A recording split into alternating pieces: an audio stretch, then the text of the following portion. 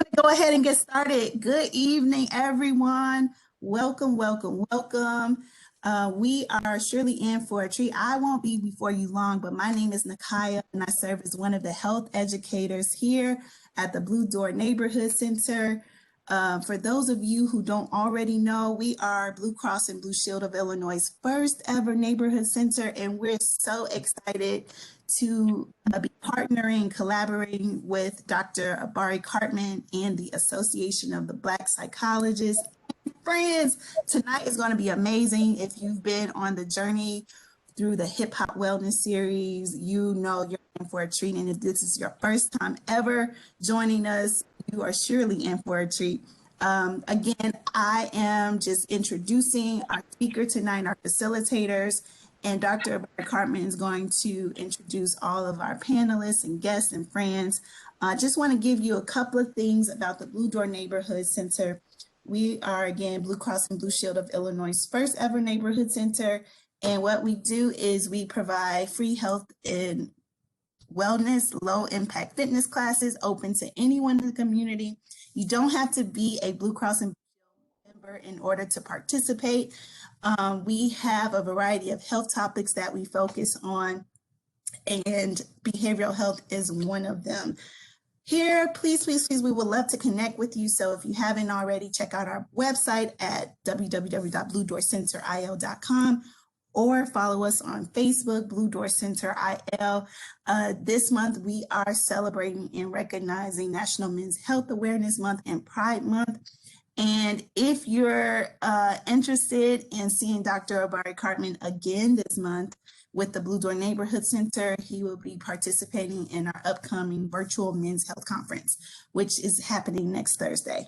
All right, two more things. We would love to get your feedback. So at the end of tonight's program, we would love for you to share your feedback. There's the website down at the bottom. One of my teammates is going to also drop it in the chat. Also, if you have another device, you can go ahead and put your phone over the QR code and the website will just pop up for you. Last but not least, a little virtual housekeeping here. So this meeting will be recorded just so that you're in the know about that. You can change your view. So if you're interested in seeing all of our wonderful speakers and guests at the same time, the grid view is going to be your best bet. And just a heads up, if someone's sharing content on the screen, your screen will default in the line version. So just be aware of that. All the lines will be muted throughout the discussion, but if there's time in the program, we would love for you to unmute and share your viewpoint if you have any questions. But today will be mostly functioning through our chat box. Some of you have already found it, so that's great. If you could right now, if you haven't already, drop your name and let us know where you're logging in from, just so you can become acquainted with the chat box. I'm going to stop sharing, but I also want to say we'd love to hear your feedback. So if you have questions or if there's something that is thought-provoking to you, we'd love for you to share it in the chat. All right, Doc, I think we're ready for you. Thank you so much again for partnering with us, and we're so excited for tonight's presentation. Thank you, Nakaya. Thank you, Blue Door, for always welcoming us into your space, your platform, your networks, and creating opportunities for us to have important conversations for health and wellness and evolution of our folks. Before I continue, I'd like to ask the permission of my elders to begin this program. You may proceed, my brother. I appreciate you, Bob. We online and we virtual, but we still got to honor proper protocol. And I'm really, really excited about this conversation. I've just been looking forward to this for a long time. I'm just thrilled at the body of knowledge and wisdom that we've collected, and really excited about the virtual platform. Like, this would have been nearly impossible to pull off in real life, to get folks from Texas and Baltimore and from Atlanta and everybody to be in the same room, in the same space. It's the fulfillment of a Afro-futuristic dream of ours, right? We think about like what technology is, it's always been ours. You know, we're not doing this like white people. We were doing it like African people have always done. We've always been innovators and forward thinkers. And so this is just a representation of that. So I'm excited about the program. And I'm not gonna say a lot because I want to hear from these folks. I do want to start the frame, just the reason I asked folks to come and why we picked this topic. And as always, we like to start with some music. So this is a hip hop wellness series. We've been doing this. This is maybe the sixth installment of it. And every time we always start with music. The idea was to create opportunity to, have mental health dialogue that was in our way. That was like cultural. There was fun. That was lively. That had energy and movement. And hip hop has just always been that medium for us. So we wanted to merge rap music, lyrics, the oral tradition, the drums into a modern context to have conversations about the things that we are dealing with still. But it's the futuristic, but it's also an ancient moment we in. So what I wanted to do was to invoke, to call upon those ancestors of ours as we anticipate the celebration of Juneteenth, but always, just as we always do this work, we're doing it on the behalf of, at the behest of, and hopefully to please those who are watching us, who are guiding us, and are supporting us. And this spiritual conversation, I'm wanting to be in the context of that movement, this idea that as much as we've been through, that we've made it through, and that we've persevered in large part through our spiritual connection, through our rituals, through our chants, through our this is an image during enslavement of the ring shout, and it reminds me of that formation that happened over and over again, wherever African people found themselves. We found ourselves in community, in circles, using music, using dance, using movement to invoke and to appease and to guide us and to support us. This is the image from Obari Cartman, the Haitian Revolution, ceremonies facilitated by Boukhepra that helped them reinforce the power that they used to defeat the French. And in that spirit, I wanted to talk about spirituality with those things in mind. So people think about spirituality sometimes as like serene and calm, and that is true, and we need that. But we also want to think about being invigorated and the power to fight and to use spirituality to move us forward. And so I have a song that I want to start this conversation off with. I consider it a Negro spiritual, right? It's a song where an artist is talking about the importance of family, honoring his children, his connection to his wife, his the synchronicity of Blackness, and what happens when we come together to support each other. That there's things that we can do beyond our imagination. So with that in mind, I wanted to think about spirituality in the context of what are the things that aren't necessarily labeled spirituality. It don't got to be a church building, it ain't got to be a specific denomination, but those things in our culture, in our experience that are latent, that are sort of in plain view. And this video represents that to me. And I just wanted to use the energy of this idea to talk about spirituality in everyday life and look for some common principles that we need to reinforce and give to our people so that we can continue to move forward. So I'm gonna start with this song, Modern Day Negro Spirituals, Toby Ngwe. You ready? All right. Little dog, I'm extra unique. My whole aura screen talent. I've been listening to feel like Griselda and Marvin Winans just to make sure I'm balanced. I'm from the West, yeah. Half of my partners is savage, the other half made it out the mud, but the taste of sludge didn't alter their palate. Yeah, I'm a dog, I'm a beast, and your father figure. That little P365 was just fast starter pistol. She got a scorpion too, and a sting you just like a scorpion do. If a demon get gregarious, my little Harry don't do what accordions do. That means bold. I was told by the G's of old. Keep your lady close, make sure she can work a pole. But they wasn't referring to strip, hell no. I'm still buffing with the Clippers. I done been blessed with a woman that pray every but turn her back on the liquor. She kicked the devil off me like the cherubim. She make it clear to hold that we ain't sharing them. I wish that you can easy like a chariot. JK a legend, hey, we had to bury him. Yeah. But that's how I be in the jungle. I grew up around wildlings and mongrels. Ready to slump you. You a junkie. Yeah. I rock the styles to be humble. I told my baby girl she gon' have more in her head than just product and bundles. Yeah. They say I'm rapping with hunger. I tell them hell no, I'm eating. If you book me for a show and I can't bring my wife and my babies, I'm leaving. Big Daddy energy speaking. I keep the enemy tweaking. I can go all on the check and they'll say I'm the hardest one breathing. I am a beacon for heathen. Me and my hood got cohesion. It's on me, keep a left 30 inch. So they missed you when they know it's yours. It's on fire. If you black, we're safe. That's my sign. Throw it up and I'ma put it down until I'm down. This on fire.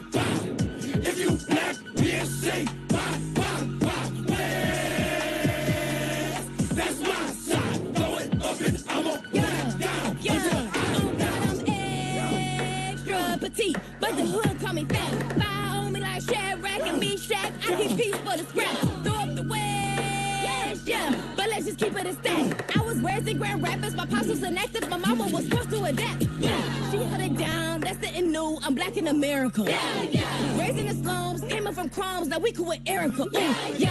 I'm talking Badu. I don't know why you don't recognize, but we ain't so giving. Go check out the drive through school. I heard that's the only thing that I apply to. Gotta admit it, I ain't kidding. Ain't it glorious? I feel like Diddy, Toby, Biggie, we notorious. Yo, but it's so much more to us. Might get a Grammy. That's the floor to us. Got 2 kids, lifestyle warriors. Don't need oracles. I am warriors. I am. Good young queen, mother, baby, what it do? If you breathe and don't care for your seed, what it do? Say it with me. Oh, this for all y'all who don't know. Big fan, but I ain't solo. But I just what it do is Friday. Knew I'd be his fiancé when he was broke on Causeway. Yo, and he ain't even hit his speak like Dante. And I ain't kill him. What it means? Okay, that was okay. Hey. It's a pop. If you back, we'll see. That's my sound. Going up and up, way down.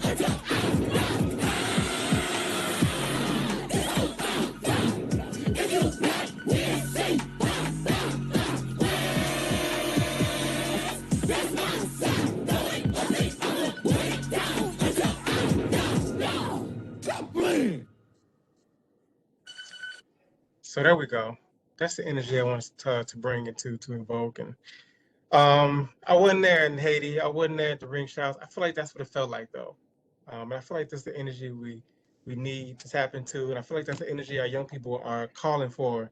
We in this conversation, I'm hoping can use our wisdom, intellect to direct that, to invoke those things that are proper and in order, and send it in the back to the streets where it belongs in a way that is really elevating us. And to help us have that conversation, I got some brilliant folk to really give us some guidance, starting with Shawna Murray-Browne, who I recently became familiar with maybe about a year or so ago, doing this kind of work: liberation, racialized trauma stuff, rational imagination, liberal Black healing work, uprooting epistemicide kind of work, decolonizing therapy kind of work. And so every time I saw her, everything she's ever said, everything I've ever heard her say was right on.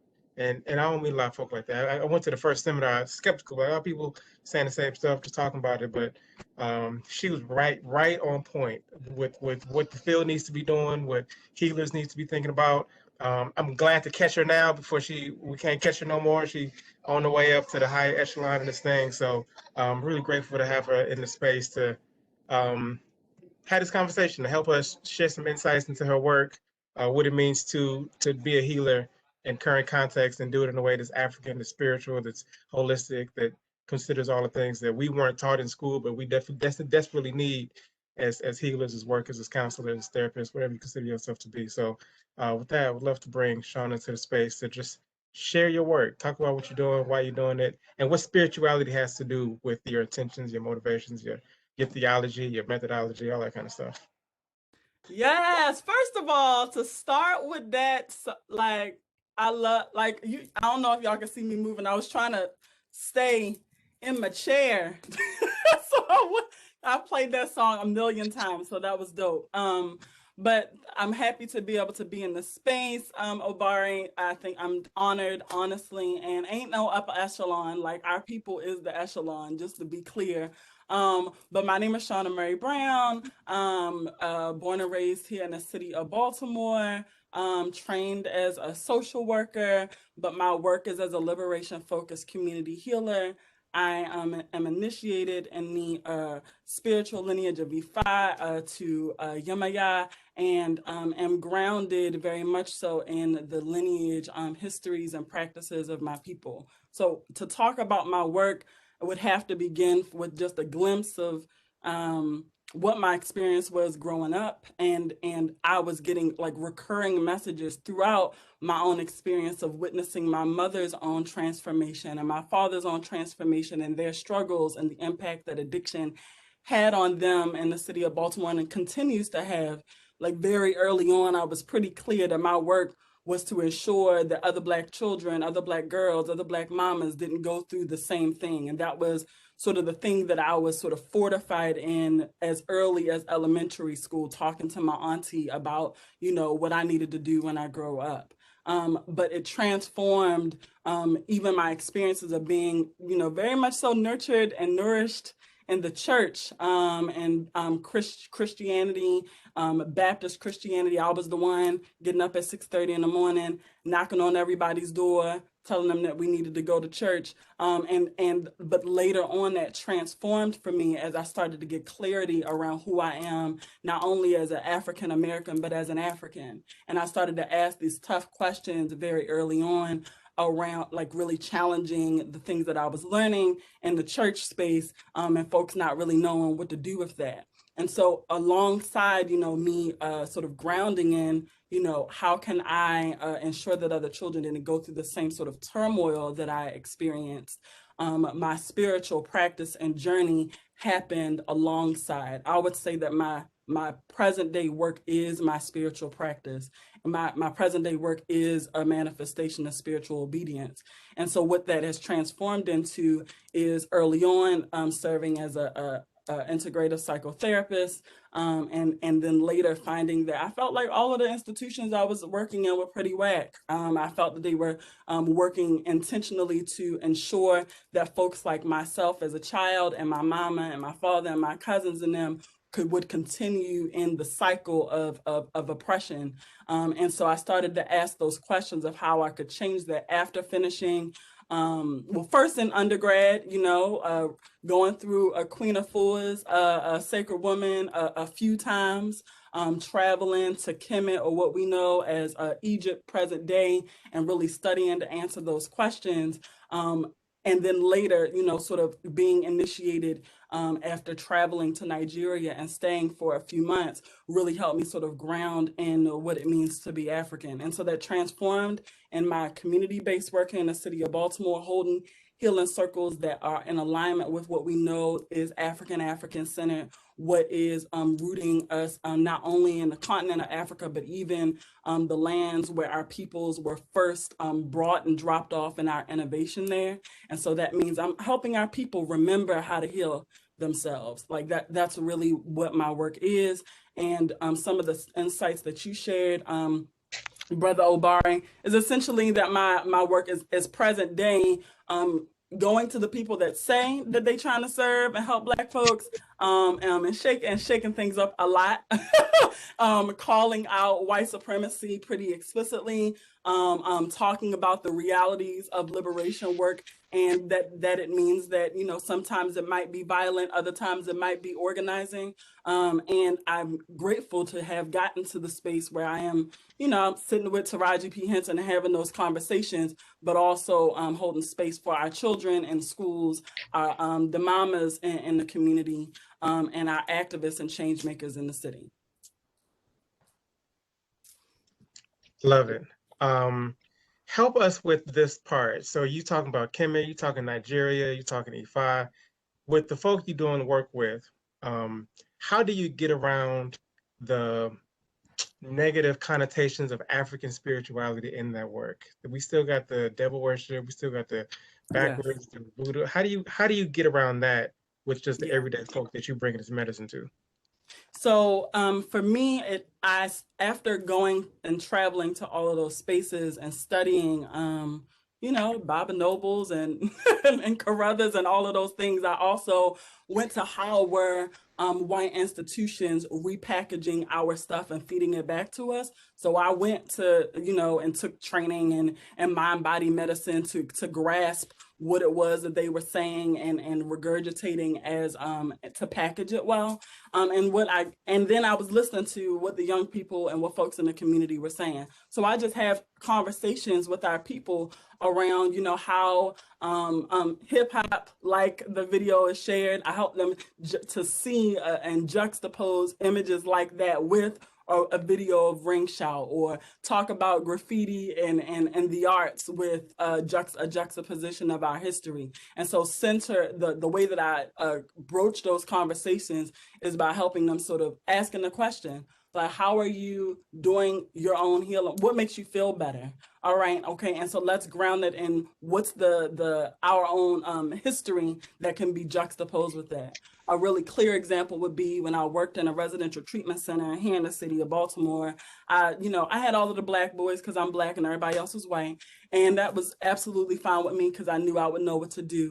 But one of the young brothers that I was serving, he was talking about how angry he was with white people. He was saying F the police all the time. He would intentionally seek to destroy or assault his teachers in this residential treatment center where he resided. And I simply asked him to pull out. Okay, tell me where do you know where FTP came from, right? And let's juxtapose that with what real hip hop is and infuse that into the therapy space, right? And the same thing happens in community. I'm asking them, what is it that they're really passionate about? What is it they're really angry about? Let's talk about how our people have been angry about this for a long, long time. What are some of the strategies we can pull forward? So it always starts with what it is that they have to say, and then help to align that with what we know is our African history. But it takes time. It's taken time. It's also taken some strategy on my end of listening to music that I might not otherwise listen to,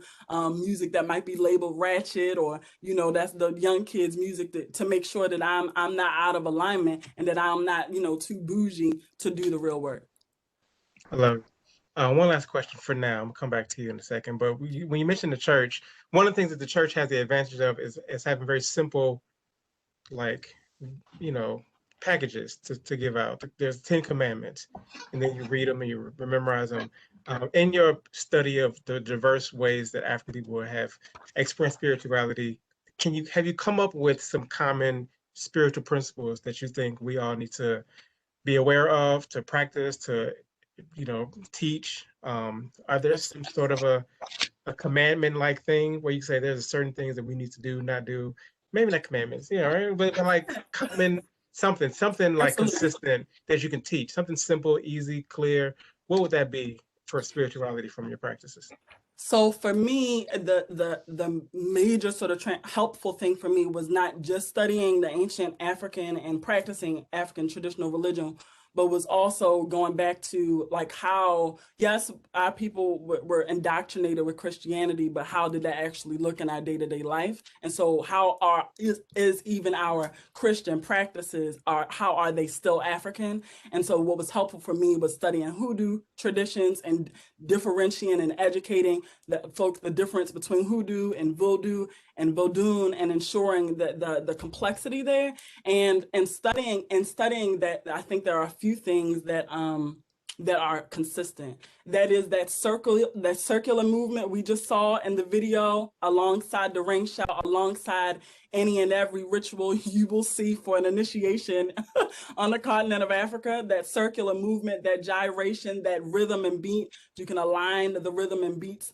from the church to in the hood with whatever music is playing, to Africa when we're talking about the drum.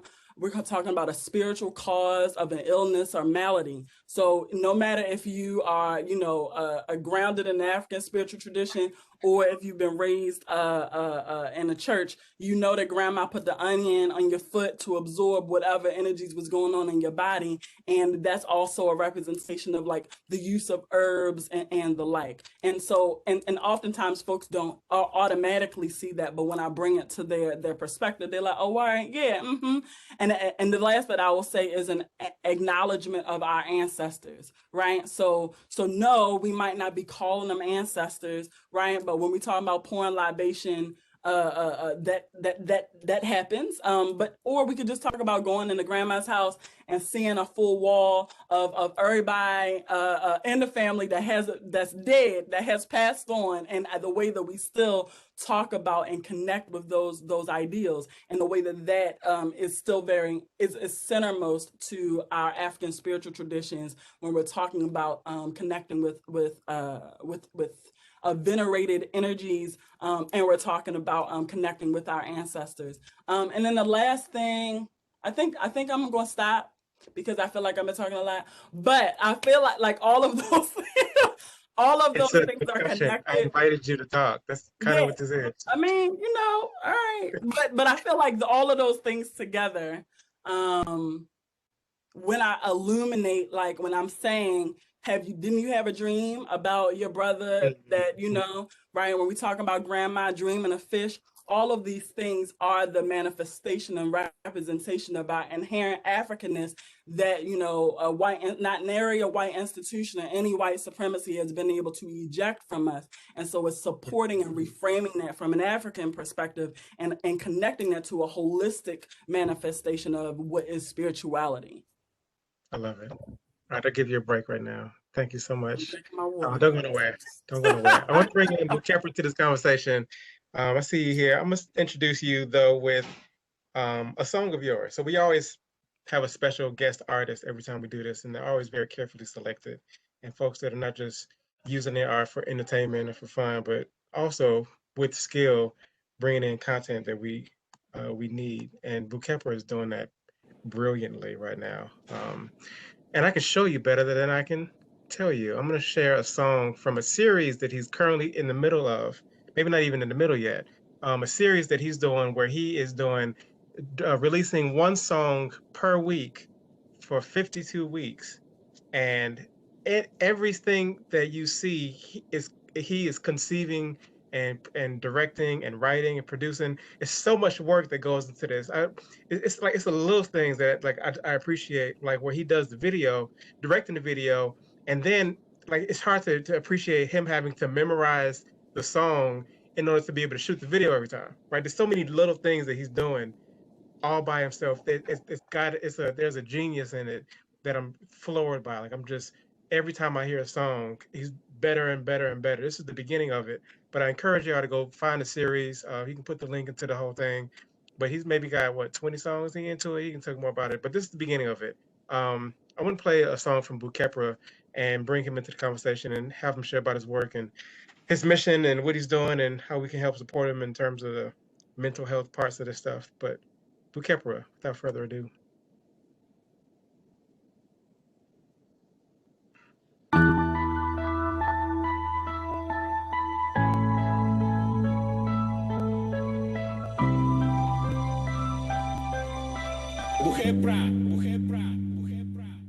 Hey yo, I'm alive and I'm living it. When I die, I'm still living on other side. I'm just pivoted to the side of unlimited living ties. Still living, but just disguised in the living inside of the living. Look to the skies for the heritage that resides in the planet under the ground that you standing on. One is found in the middle of cosmic politics. Concentrate, cause we gotta get to the top of the lava pit. Caught in the daily hustle, beyond the skin, bone, and muscle. We tussle with energies that live in our enemies. Energetic entities, I don't think you hearing me. I came face to face with evil and realized it mirrored me. Then I stood on solid ground and it ran in fear for me. I went to the motherland, powdered down and bathed in leaves. Then I flew back across that ocean and landed in the den of thieves. In the belly of the beast, I'm the beast that eats the beast. I'm a beast that making beats and I'm the beast that eats the beats. Made an earth grant permission of this transmission. I'm on a mission of transforming those that listen and listen. I plan on doing it swiftly with whatever the gods give me. Cause whenever I create, I venerate what lies within me. In the name of the earth, I'm asking permission to speak to spirits of mountains and trees, to all of the lands and the seas, to all of the powers that be, beyond what a human can see, to mommy water and all of her daughters, all of the cosmic mothers that brought us and mothers of all my fathers. I'm coming to take us, Father, to all of the deities in the lands that I travel to, for lending to me your strength for corruptions I battle through, to temples that cover me, prophets and divinities, everything that is with me and all spirits and entities. I offer my veneration, I offer my veneration for generations of inundations. No longer keeping the people waiting, this is my libation.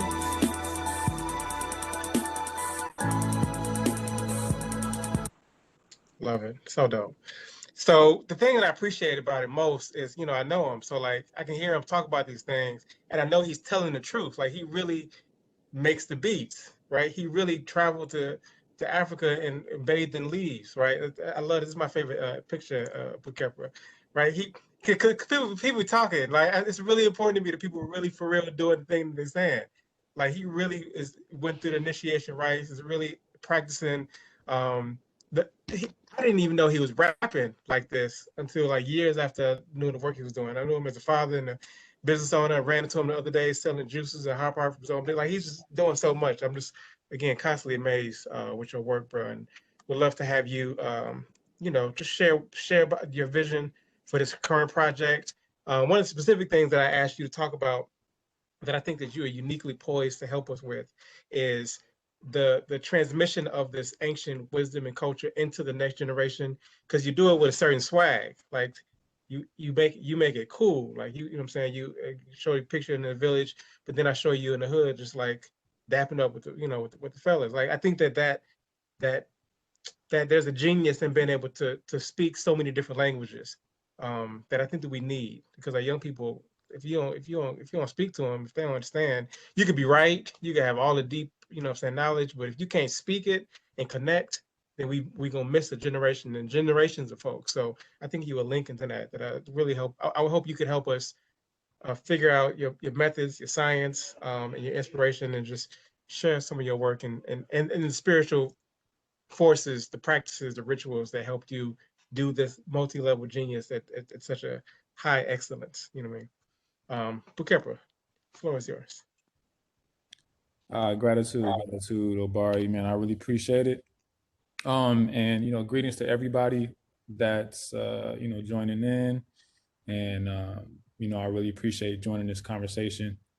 And it's, for me, you bring up a very important point, which is literally something that I feel like I have to dedicate my life to, because it's like I do see that there's a gap there between like our traditions, our culture, even our elders, and the wisdom and everything that comes from the people that we look up to and we understand are important, but then this younger generation that doesn't see the value in it. And so for me, it's like, in seeing that gap, I kind of feel like a middle child within that, where I feel like I kind of have a responsibility of knowing both sides to be able to connect the two. Because if not, then, we're just going to lose another generation, and we're going to lose more time in this fight than we need to, So, I always, just to kind of give some of my background, I've been initiated into the Dogon temples for going on almost 8 years now. I've traveled back and forth to the continent, studying with elders there. I've been to Benin, I've been to the Voodoo temples, studying with priests and elders there. I've been in Togo as well, studying in the mountains and in healing centers and things like that. And I've exposed myself just to a lot of the culture, a lot of, our traditions and culture. And I've seen a variety of different ones. And then I've also seen the things that connects all of them, and that really, it's not really a difference between it. It's literally the same thing. It's the same thing. From the same thing they're doing in Togo is the same thing they're doing in the Voodoo temples. It's the same thing they're doing in Burkina Faso. It's all the same foundations. And with that, there's so much wisdom and there's so much to learn and process and grow with. But I feel like I did my best to be able to gain the perspective that I need to be able to now, with my art, bring a message. I grew up, hip hop was my life growing up. I grew up into hip hop, loving hip hop, and working on my penmanship and learning how to make beats and all of these different things. And I'm originally from North Carolina, and I had kind of risen to a certain level there where I was probably just about to break into the industry and people were knowing my name and things like that. But I realized that I really don't know fully what I'm talking about, if I'm honest. I think a lot of people just want to say something that maybe is on their mind, but they really don't. It's just stuff that they either made up, or it's not validated, or they're not even authorized to be speaking in that particular way. And I just had an honest conversation with myself because I noticed that people were coming to me for looking for something. They were coming to me looking for wisdom. They were coming to me looking for me to tell them something that could benefit their life, you know? And so I'm like, well, if I take that role, but I'm honestly not that person, then I'm just as evil as the things that I dislike in this world in the first place. So I said, I need to focus on myself. I need to educate myself, and I need to make sure that I'm standing solid in who I am. So that's why I went the path that I did, because spirituality to me is the most important thing over anything. And so I took that path, and then, you know, eventually felt like I got to a place where it's like, okay, now not only do, you know, I know what I need to say, but I'm also authorized to say it because I have the experiences, I have the, you know, I've studied, you know, I've passed tests, I've, you know, everything. I've faced the challenges. I've got blessings from elders and kings, like all of those different, you know, monument points, you know, I've reached them. And so now it's like, okay, now I can bring something to the people that, you know, can really benefit them. And my goal is to do it in a way where, you know, I'm not sure if people even realize what it is that I'm bringing to them. Somebody like you, or even the people in this space right now, may be a little bit more aware of traditional culture and spirituality, but not a lot of people are. And I really worked on bringing it in a way where I'm bringing the concepts without confusing people too much, and just making sure that, you know, the concepts translate. You know, the things that I learned on the continent, the things that I learned from my teachers, that I can translate those concepts and people can, you know, see it within their lives. And so that's like the most vital thing for me, is just being able to get the concepts across, where it doesn't matter what religious platform a person is functioning out of. You know, I've seen it all, studied it all, so I understand the paradigm. Mm-hmm. And because I understand the paradigm, then I know how to communicate to a person. I love it. This question comes just from what you're saying. Translating the content makes me wonder if there are ways to translate some of the processes you went through. So everybody not gonna be able to go to the mountains and study like you did, or get the rituals, the rites to be able to elevate, to get the authorization. Are there modern ways to do that in this context? Are there ways that we can translate the process of rites of passages in Chicago in the same way with the same principles? It might look different, and you know, help us with what that would look like. Mm-hmm. But how do you take a young brother through some of the same rites you went through without it looking in the same way? Like, what would that look like to translate the process? Yeah, I think the very first thing with especially with the youth is getting them to just question the world around them, getting them to question, getting them to think. If there's anything that my teachers taught me, it was to think. Like, you know, don't just take what it is that we're telling you, like think about it and apply it and see the results that you get. You don't even get the full lesson or the full answer. You'll get half of it, and the other half comes when you apply it and you're like, oh, that's what this is. So I think teaching, you know, the younger generation to really think and question what it is that they're seeing and experiencing, and, you know, leaning on their intelligence will be kind of the first step. Because if you think everything's fine, you'll never think that you need to learn anything.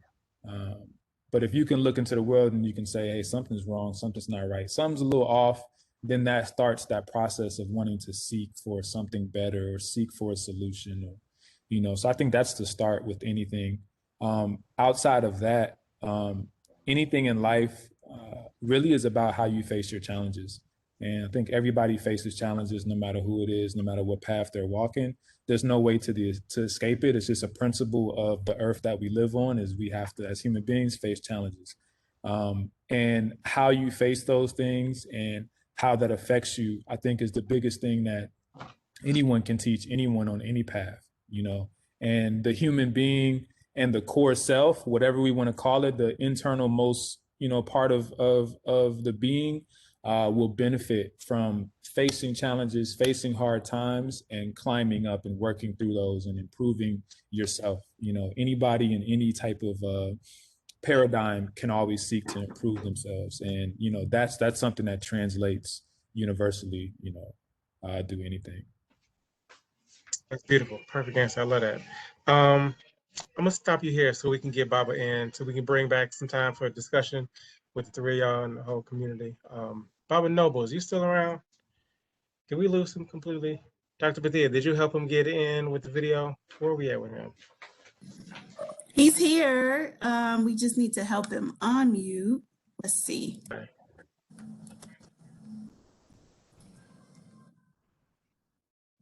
Dr. Nobles? Yes. Oh, he is there. You hear Yeah. me? If you push that, do you see the start my video button down at the bottom? Yes. Push that and we can see that amazing face. Are you sure? I am. I pushed it, nothing happened. Hold on a second. It's the button next to the mute button. It should be right in the middle. It says stop video. I pushed it, and now it's gray. And now something's happening by my name.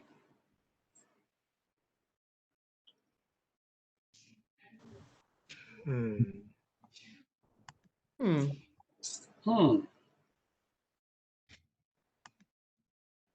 I just clicked the button that says make you presenter. Does that do something?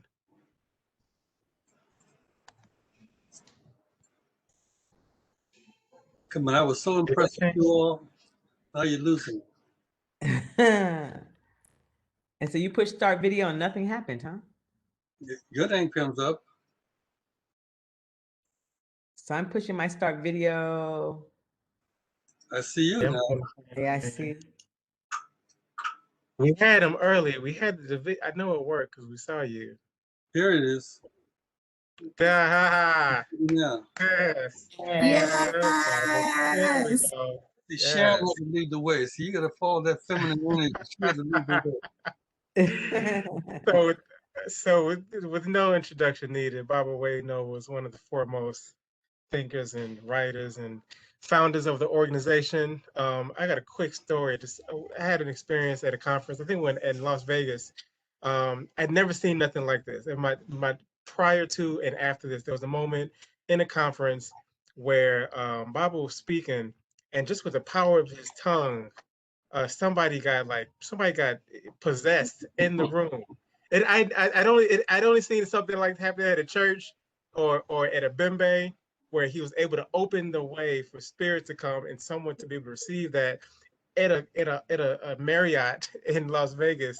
And like it was just if I weren't there, I wouldn't believe if somebody told that story. It's just the power of your intellect and your connection to our ancestors is just such a gift to us. So I'm so grateful to have you here and to help us see the way more clearly as healers, as workers. So the floor is yours, Baba. Whatever you want. If you want to try to get your presentation back up, or if you just want to speak, I think we should try it though. If you had a presentation, Let's go on to say share. Yeah, click the share button. There you go. It's connecting. It's sharing. Not what I need to share.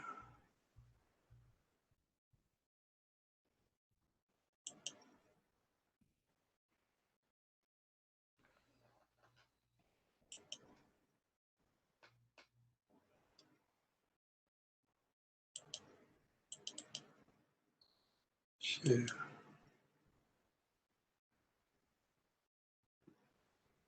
That's not being helpful. No, so if you can go find your presentation from here, it should flip around.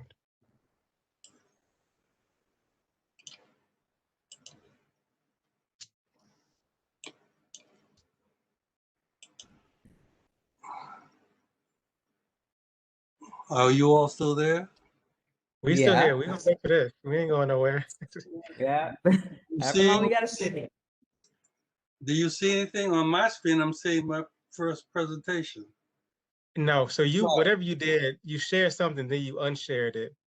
So if you go back and then in that share screen, find your presentation, that should do it. That's not helpful. So try clicking that share again. It's not my screen is full with everything that I have. So it's not showing me you all anymore. Mm-hmm. Okay, So now Okay, I'm gonna go back here. Minimize your presentation so that it's still up, but not in front of the screen. Go back to where you can see us again and click the share button. Okay, I see you. Now, what are you asking me to do? Click You the see share your button again.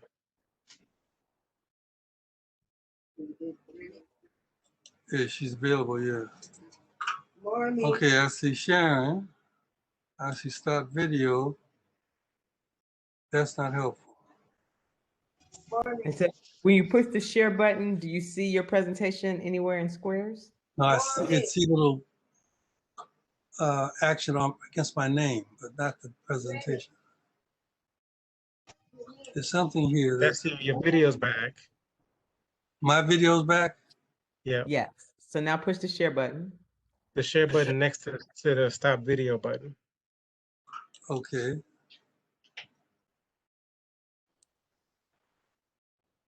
I've called in help. Help me. My granddaughter, help me figure out how to show this video, this PowerPoint. It says share here, and I tried that. What do I do next?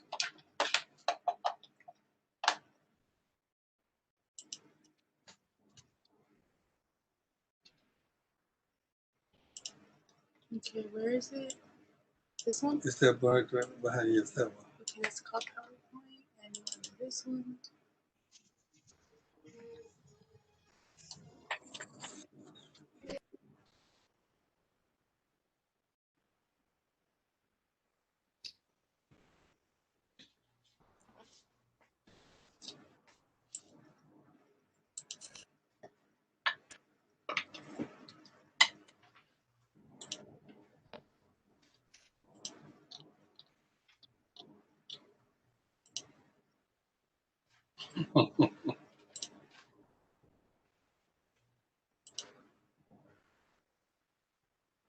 I've been on a lot of panels recently. Just hearing you click buttons is still smarter than most of the conversations I've been in there for a long time. So take your Well, time. I want to credit. That's my granddaughter's fingers clicking buttons. I push back away from the table. He had permission. He is a co-host, so it's not the permission. Turn that off too. Okay.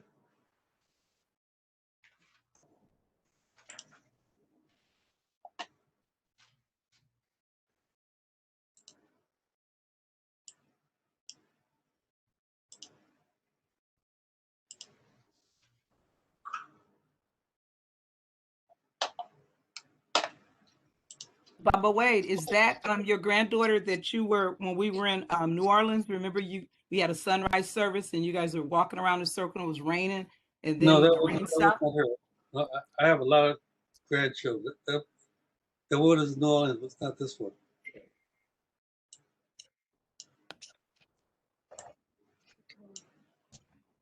They can see it now. Can you all see it? We see us. Oh, wait. We don't see your presentation. Okay. So if you're sharing application window, you should choose PowerPoint if you can. But we're in the right, we're almost there. We're almost there. We're right there. We're right there. Here we go. Yeah. Yeah. You all can see it? You can see it. Put down there. Well, they can see. Okay. Okay, so now how do I make this move? Do the slideshow view. But here. What do you all see? That's it. It's the title slide. We see it. Yeah. Now you just gotta push the arrows. It's away. Use them arrows. I want to pause for a moment because when you achieve something, you got to, absorb it. The energy is different when you achieve versus when you fail. And so who's whispering? Listen, I want to let's begin. I want to really thank Obari and the Chicago chapter who invited me to come and talk.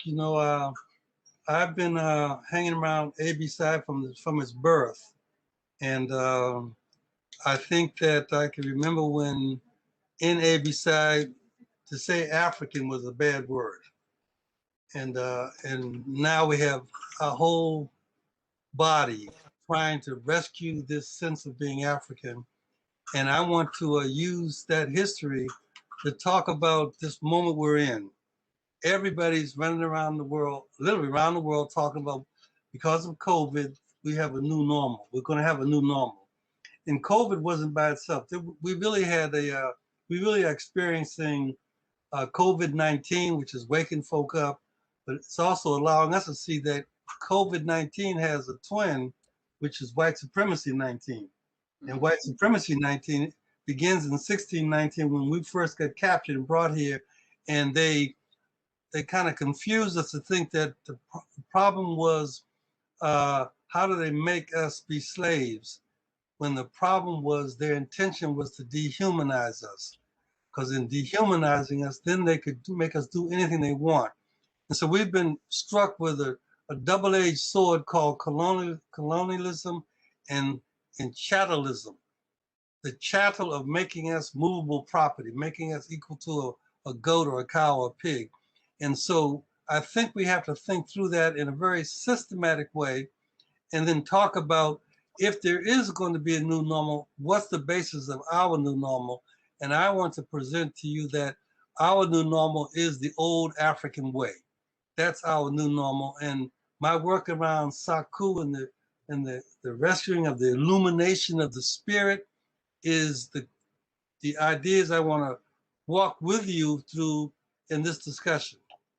I want to try to do a couple of things. First of all, I want to put on the front of our mind the need to liberate the African mind, the liberation of the African mind.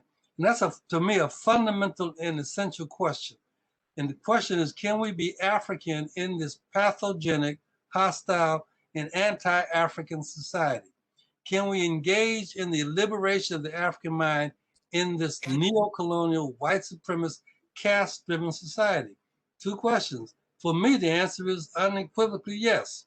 The real issue for us is, as Asa Hilliard said a long time ago, to be African or not to be. The real issue is to be African or not to be.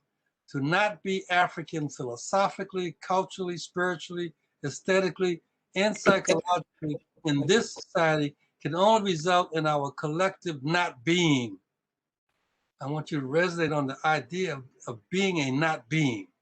In such a space, we have to recognize that all we can be is the deviant, the negative, the nothing, or the null. And that we just can't allow ourselves to accept that position. So colonization and chattelization is competing with the new normal. And the new normal, do we continue colonization? Do we allow the continuation of our colonization? Do we allow the continuation of our chattelization? Or do we raise up and ask the question, the new normal is to be the old African? I'm gonna quickly talk about some people that I need to put them out there. Think about this. Plato, we all recognize that white folks in the West love the Greek miracle with Plato and Aristotle, and Socrates, and everything they start with them. They start with them, but they never start with the fact that Plato said, we Greeks, in reality, are children compared with these people whose traditions are 10 times older. And as nothing of precious remembrance of the past would long survive in our country, Greece, Egypt, Africa, has recorded and kept eternal the wisdom of the old times. The walls of the temples are covered with inscriptions, and the priests have always under their own eyes that divine heritage. The generation continue to transmit to successive generations. And I want to point out that's our responsibility, to transmit to successive generations those sacred things unchanged, song, dance, rhythm, hip hop, rituals, spirituals, gospel, music, paintings, all coming from a time immemorial when gods governed the earth in the dawn of civilization. That is what Plato said, and that's what they don't want us to look at in terms of Plato, because they shifted this statement. They shifted to some major Western thinkers, philosophers, and aristocrats. And the two there are a bunch of them, but the two I want to share with you very quickly is Hegel. Hegel was a German philosopher. he believed that colonialism and the slave trade were preordained manifestations of God's will. Here's this man. Now you look at his face. Look at his face, because if you look at people's face, you can say who they really are. He says colonialism and slave trade were preordained manifestations of God's will. The African to be the stuff of nature. And in his time, during his era, the stuff of nature was to be inferior, to be primitive. He said, we are the stuff of nature existing beyond the pale of civilized society.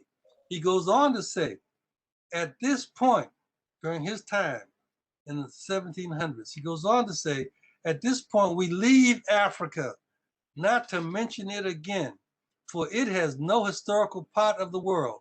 It has no movement and no development to exhibit. What we properly understand by Africa is the unhistorical, undeveloped spirit still involved in the conditions of man nature, and which had to be presented here only as an example of the threshold of world history. Now, Hegel writes and talks about the philosophy of history, and he sets a mindset to say, don't ever ask Africa anything about important questions. Don't ever query, what does Africa have to say about this? And that kind of stance has infused the entire Western academic tradition. He establishes that. Gobineau, a French aristocrat, says that human progress went from African primitivism to European civility. I hope you can see the pattern here, that these folk are rejecting Plato's adage and saying that we need to recognize that there's nothing of value in Africa, intellectually, morally, philosophically, etc. And that if you talk about Africa, you have to recognize that it represents the progress from being primitive to being European, being civil. He goes on to say some interesting language. He says, somehow there must be a substantial difference between the white and the Negroid man. Look at this language. He says, somehow he's pondering. He's doing that sort of sleight of hands notion about, I'm not a rabid, savage dog. I'm pondering, I'm thinking about this stuff. And what I'm thinking about is that somehow there must be a substantial difference between the white and the Negro man.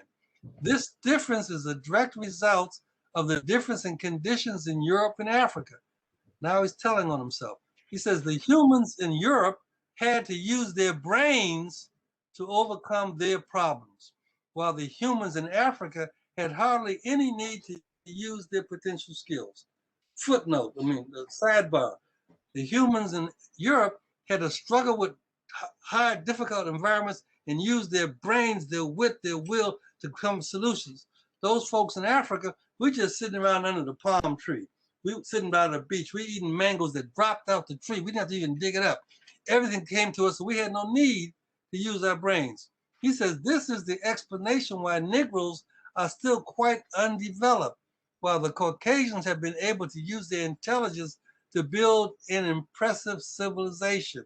And you have to ask yourself, what's the evidence of their impressive civilization?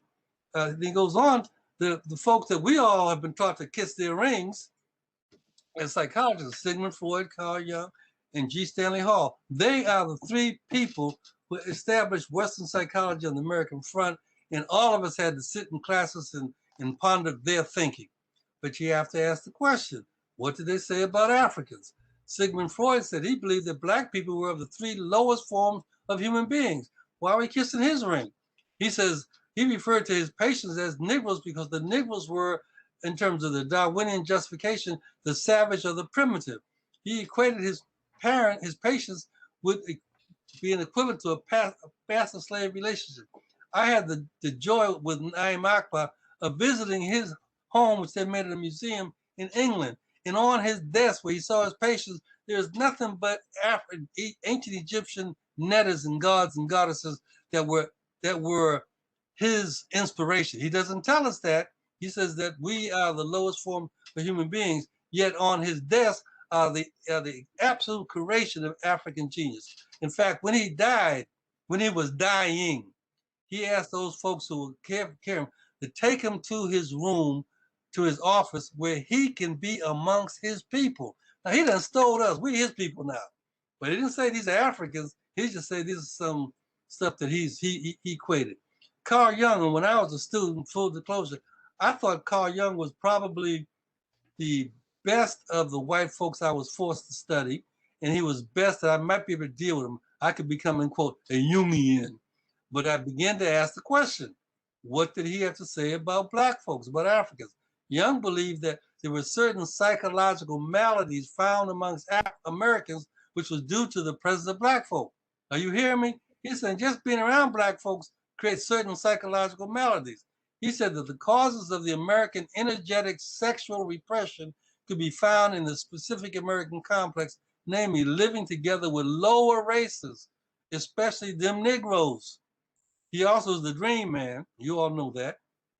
And he believed that dreams taught you stuff, but he doesn't tell you that. And I have on the back of my desk a book of Young in Africa. He doesn't tell you that he went to Africa, called his servants niggers, but set amongst the shaman and the priestess in Africa to learn about the invisible realm, the afterlife, the hidden life. And he comes back and writes all that up as if he found it. He was the dream man.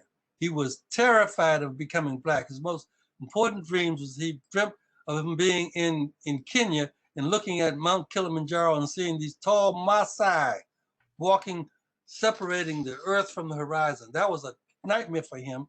His second nightmare was that he was in Harlem in a barbershop getting his hair cut.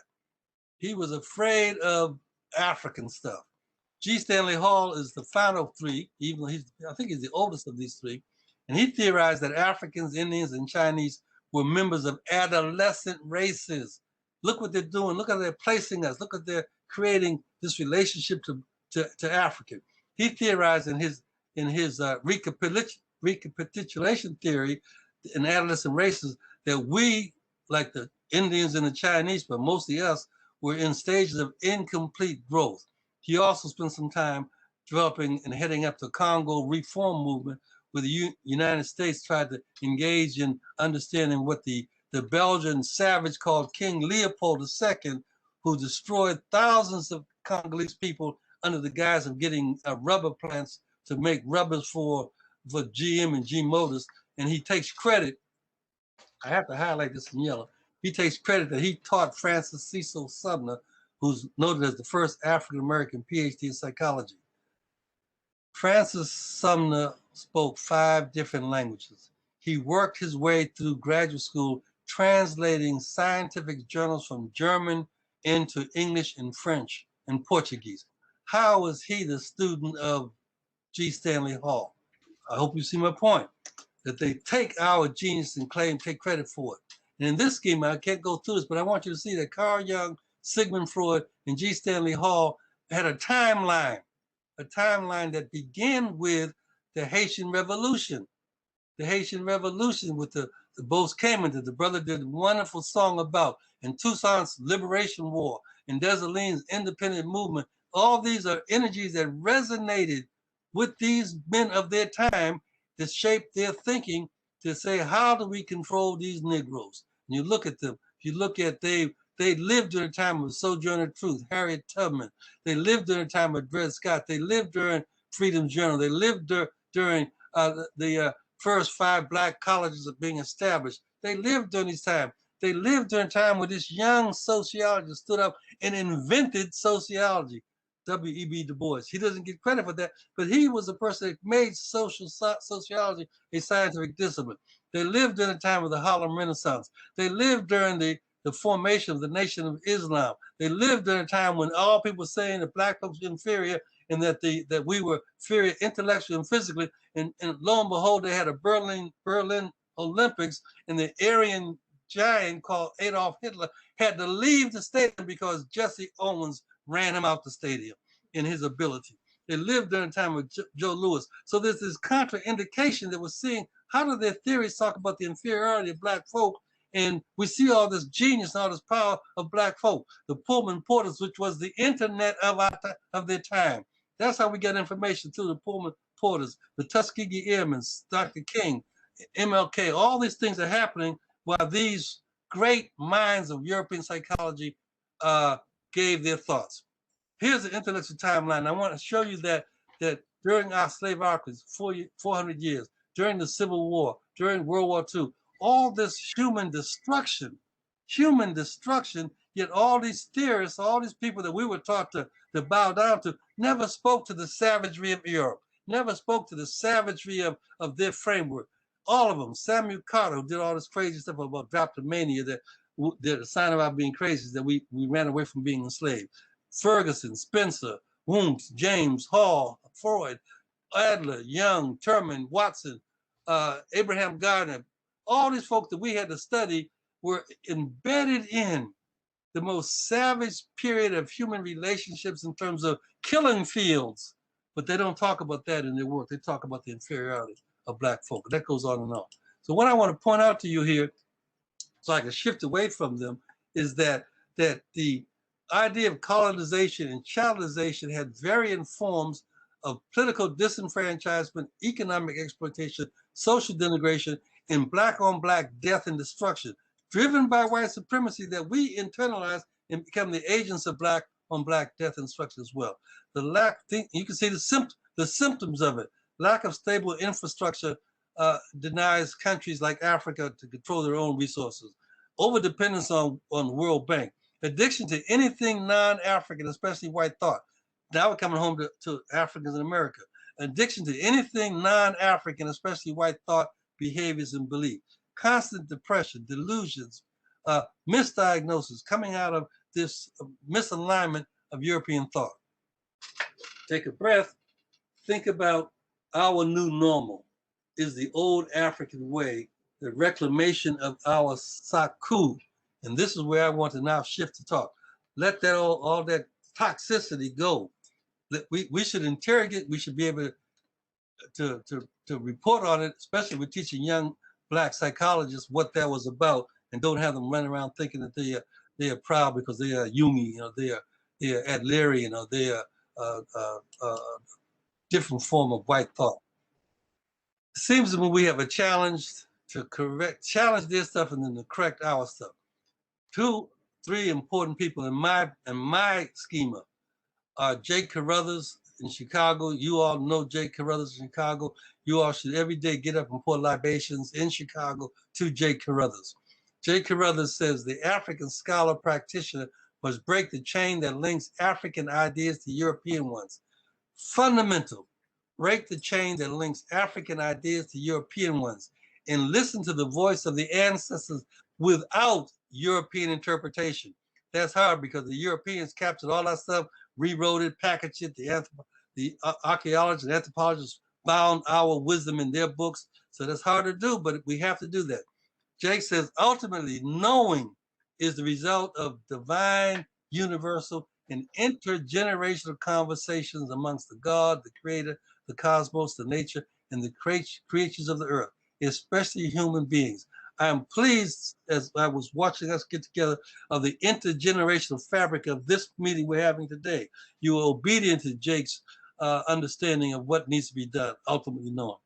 Asa Hilliard, which is my brother that is with me even right now and speaks to me from the afterlife, said, it is time to take charge of our tools, our problem definitions, our priorities, and to change directions.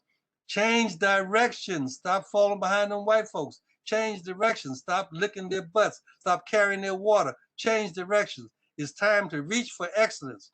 We must have a mission to assume greater responsibility and control over our children's socialization and to push for education for critical consciousness. Hold that in your hand. What is this critical consciousness? And finally, Osagyefo Kwame Nkrumah says, he was melded by being in Black America. He was melded by being in Black America and went back to Africa and changed the fabric of African liberation with his thinking. He said, I am not African because I was born in Africa, but because Africa was born in me. What does that mean? Africa was born in me. All people of African descent, whether they live in North or South America, the Caribbean, or any part of the world, are Africans and belong to the African nation. I would edit that and say belong to the African people, not nation. Nation state is an illusion. It is clear we must find an African solution to our problems, can only be found in African unity. Think about what these three great giants are sending us and are directing us to look at. And then critique and challenge. Bobby Wright offered us and gave us the tool of menticide. He said menticide was the ultimate threat to Black survival. And menticide is the psychological attack against the mind of the African in the hope of eradicating our indigenous mind state and replacing it with a Eurocentric mind state. That's what the Academy's job to do. And then finally, in the South America, the Afro-Brazilian scientists, thinkers said epistemicide. They added the notion of epistemicide to Bobby's menticide. And epistemicide, they argued, is the unequal exchange of knowledge have always implied the death of knowing or knowledge by imposing Western knowledge and ignorance criteria on the rest of the knowledges, imposing their knowledge on our knowledges to confuse us. I'm gonna skip this and just give you a quick think about this. Think about this, if you will. That Dr. God, I think he's on this line. I asked Dr. God to translate our beginning of time to now to a 24-hour day. And here's what Lawford came up with. He said, if you look at our classical African civilization, it's like 14 hours of a 24-hour day. Traditional African civilization is like 7 hours. And the interruption, the disruption, the distortion is European enslavement, slavery, reconstruction, and freedom. That is where our minds became damaged. That's like an hour of a 24-hour day. And then we look at our recovery period, like from the Harlem Renaissance up until right now, the hip hop and IT age, that's like 72 seconds. So I want you to sit back and think about that. Why do we give so much attention to 1 hour of a 24-hour day and not give attention to 21 hours of our 24-hour day? We don't give attention to it because they kept us from knowing about it. They didn't allow us to interrogate African, didn't even make it an option to interrogate African civilization, to interrogate our traditional African civilizations with their sciences.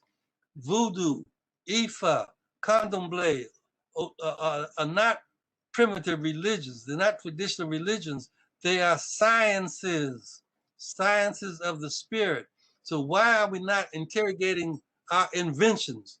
21 hours of science of the spirit as opposed to 1 hour of going crazy because of European invasion, slavery, and reconstruction. That's just a think piece for you. And I want to begin this by pointing out to you that the oldest humanoid is someone called Dinkwanesh, 3.5 million years old. So our book has got 3.5 million pages in it. Why are we just looking at this comic book called European Thought? Our book has 3.5 million pages in it. Why are we satisfied with this comic book of European thought? And I'd like to make the point that when they did the excavation of this woman, oldest woman in the world, the white folks called her Lucy, because they were playing around with probably drinking wine and smoking weed and playing a Beatles song called Lucy in the Sky. But the brothers on the dig, when they saw the remains of this first humanoid, they said, this is Dinkwanesh. This is the mother of humanity. And Dinkwanesh literally means you are a wonder. There's your contrast right there. Look at the scientists of Europe saying, oh, this is Lucy.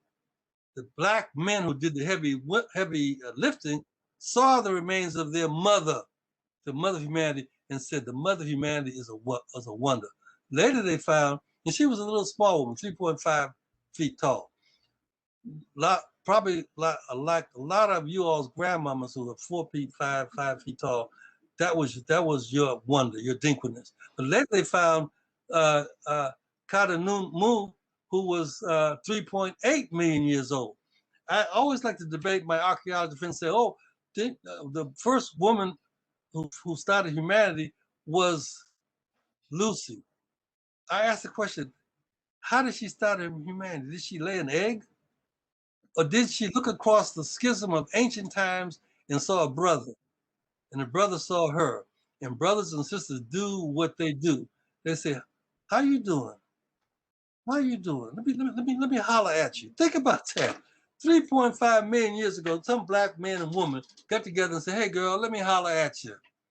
And in hollering at you, they begin to procreate and brought out of the abyss all of humanity. That's our story that we got to begin to give honor to and respect to. And so the liberation of the African mind, for me, requires us to begin to see with ancestral eyes, not with having European glasses on. See with ancestral eyes. Understand menticide, understand epistemicide, and then recognize that languaging is an important phenomenon for us. Languaging allows us to create our scientific language, the terminology that represents our investigation. Languaging, note if you will, the borrowing and usage of alien European languages as the first tool of communication is one of the most dangerous steps we can take. Using European language, I'm talking to you now with a European language. Every now and then I slip a little Ebonics in my conversation, but as a European language, as the first tool, it can't be the first tool and the only tool. When we prioritize English as the language of communication, this is important I want you all to hold on to.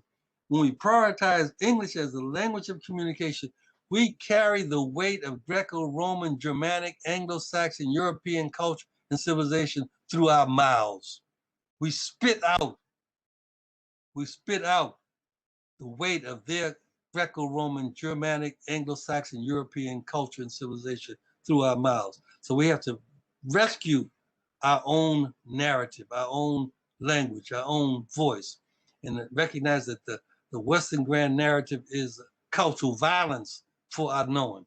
I have offered recently, about a year ago, that why don't we just accept that the Greco-Roman, Judeo-Christian, Western grand narrative is the only narrative?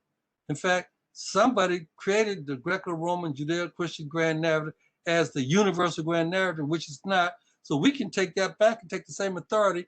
And I offer for your consideration that we have a Kemet, Nubian, Bantu, Congo grand narrative that speaks to what is real, being spirit, speaks to personhood and synergy and interconnectedness and circularity. It speaks to an intellectual mindset that centers around centeredness, commonality, transformation, transcendence, improvisation. See, that's our stuff.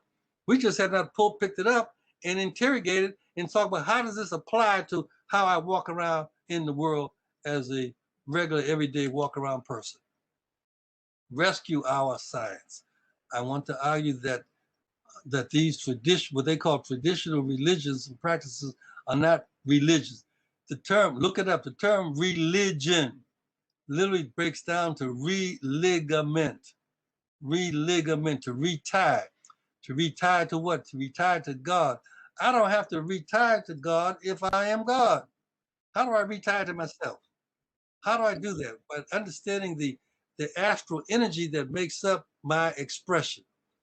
Innumerable, a key idea, innumerable astral forces are particular concentration of spirit, of energy, particular concentrations of spirit, of energy that constitute common principles, common meanings, and common understandings of how you be. They represent specialized attributes and qualities in the form of character, conduct, and consciousness. So I can stop right here and say, let's look at Black folk in terms of understanding our character, and from an African perspective, understanding what our character, our conduct, our consciousness.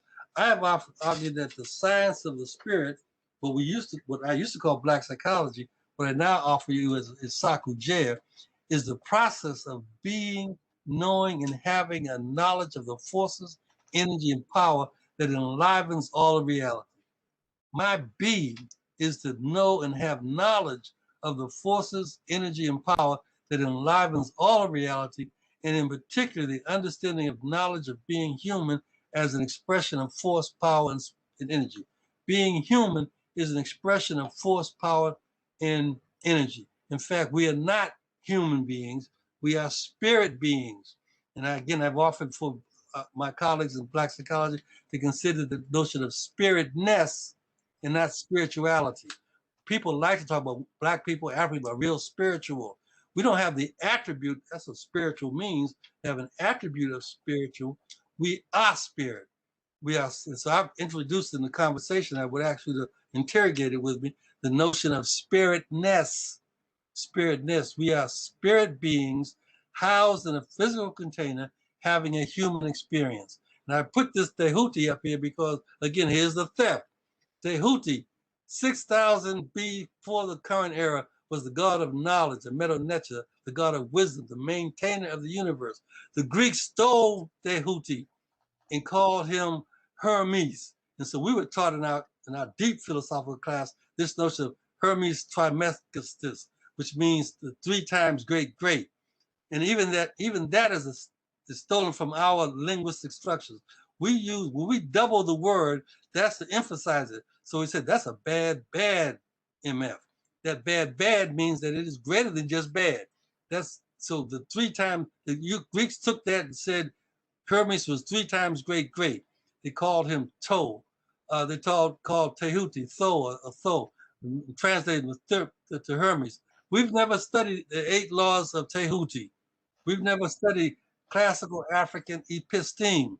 Look at the 8 laws: mentalism, correspondence, vibration, complementation, polarity, rhythm, the idea of cause and effect, the idea of gender. And gender ain't no gender equity. We're fighting men and women against each other. Gender is the recognition that all living beings have as an attribute masculine and feminine energy. That's gender. How do we go back and pick this up and just go back and begin and talk about that? Or even more, how do we take these ideas and give them as fodder for the next iteration of hip hop music, cosmos? See, all this stuff is, I'm racing here, but I need to just share with you that what happens when you go to your own well and take a cool drink of water. The cosmos, the realms, reality consists of the invisible and the invisible realm. The invisible, and think about it, reality consists of the visible and the invisible, with the invisible being far greater than the visible. The invisible is far greater than the visible. That's why I say all these invisible energies that walk around us that we sometimes have been taught to be afraid of. So we think there's a ghost in the house.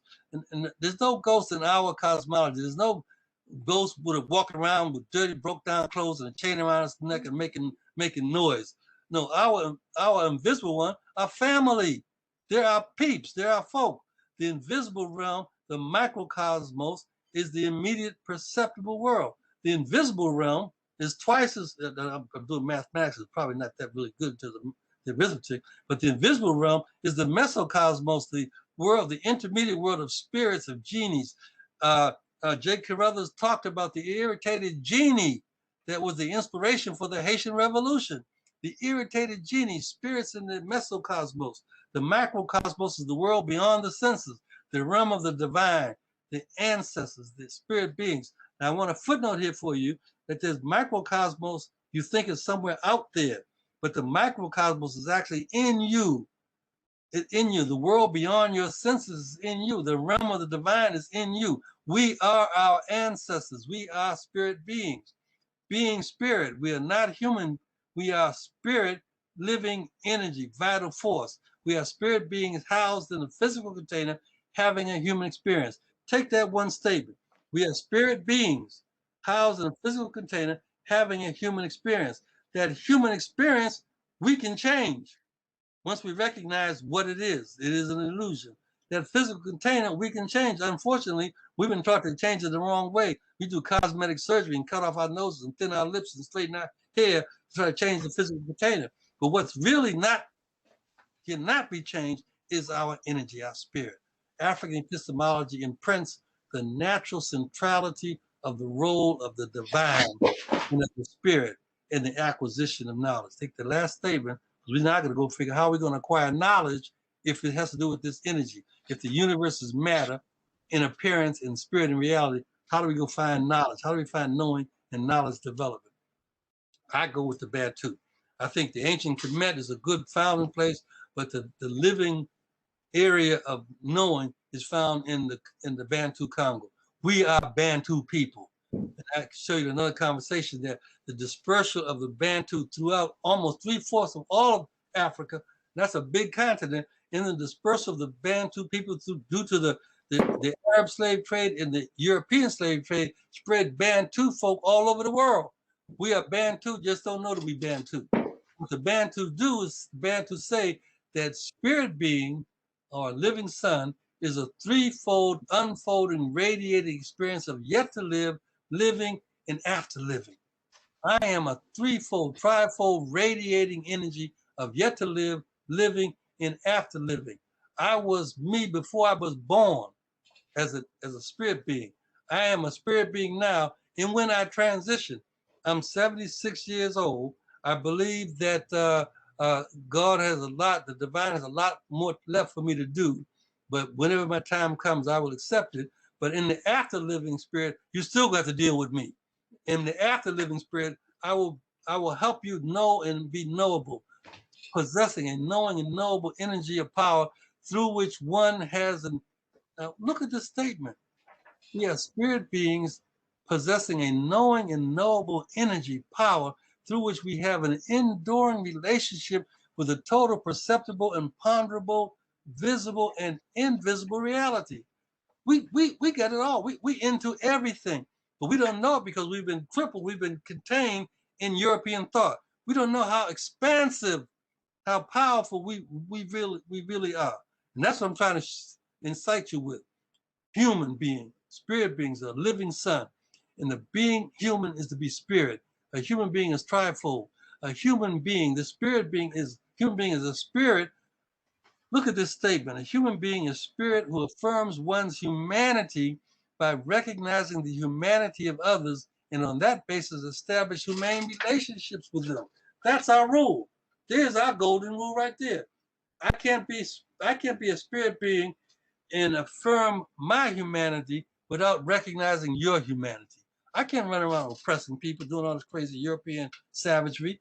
I'm a divine being, and I'm a divine being radiating and vibrating in 7 different directions. Now, working with Yafukia, I was able to begin to look at what these directions mean. Now we got to go back and interrogate our drum beats and our dancing and see where the movement goes. 7 different directions. We go in, we go up, we go right, we go back, we go forward, we go left, we go down, we go in. And so when you see sisters doing that, sisters or brothers doing African dancing, watch them now with African eyes and see how their movement is in, out, in, left, right, up, down, over, under, inward. That's how I was saying we are vibrating energy. In each direction, I'm thinking, may have a purpose and a meaning that we stimulate so that when you have traditional healing, the Babalawo, the shaman will dance.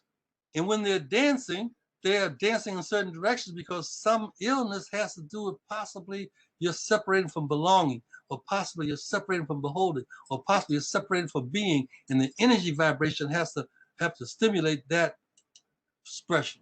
So you all know I've published a book called Seeking the Saku, and it really I have now begun to say that it's a further Africanization of Black psychology, but you can hear me now. It is not a further expression of Black psychology because Black psychology puts Black as an adjective or Western psychology. We ain't no adjective.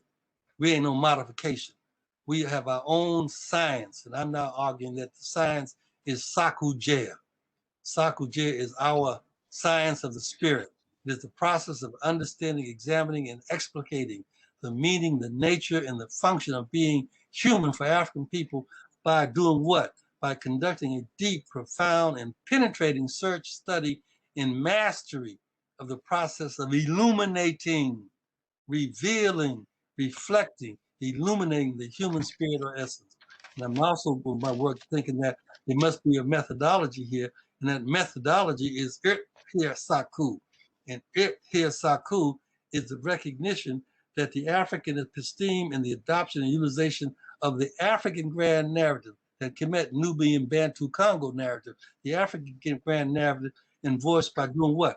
Clarifying human definition meaning, and resolute position and purpose in the world. So if you're in Chicago and you're doing Earth here Saku, you have to clarify the human meaning and resolute position of those walk around everyday folk in Chicago.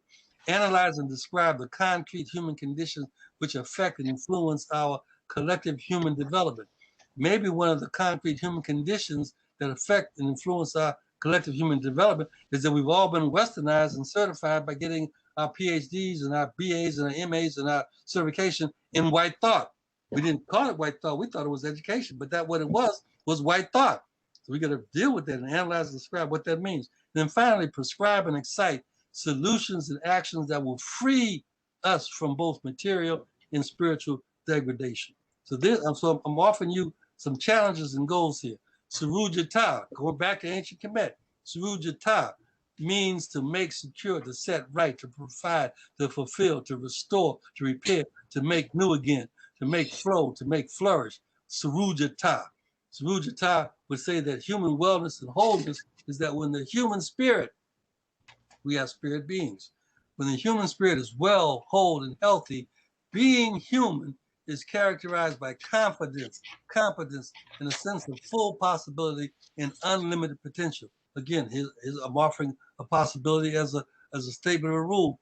We who are therapists can't say we've done our job, and to those who come in pain, those who come damaged, those who become broken and hurt, can walk away from you believing that they are characterized by confidence, competence, and a sense of full possibility and unlimited potentiality.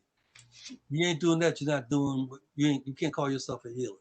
This is simple stuff. You all know that Black psychology is not a darker dimension of white psychology, that we were formed to promote and advance the profession of African psychology. We develop programs, all of us develop programs to discipline must have its own methodology based upon our peculiar approach to science. That last statement, this discipline that we call Saku-Jer, that we used to call Black psychology, must have its own methodology based upon a peculiar approach to science. And I want to suggest to you that some of that comes about reclaiming our way, our old way, interrogating. This is something that Dr. God and I developed back in 1990 on trying to lay out a schema for all the things that make up our culture framework. There are cultural laws that we need to lift up and interrogate, cultural virtues, cultural values, cultural themes, cultural prerequisites, cultural customs. Look at those things and talk about how do we translate those into our practice. Cultural prerequisites, the sense of family, sense of history, our language orientation. I want to come back to that language orientation in a moment because I think it's an important key to us rescuing ourselves. But this here is what, 52, 72 items that we can pick up and talk about. How do we deal with the cultural value of patience? How do we deal with the cultural value of reciprocity? How do we deal with the cultural value of defiance? And saying, I'm not going to let myself bow down to white folks. I'm going to defy the lie that we are inferior.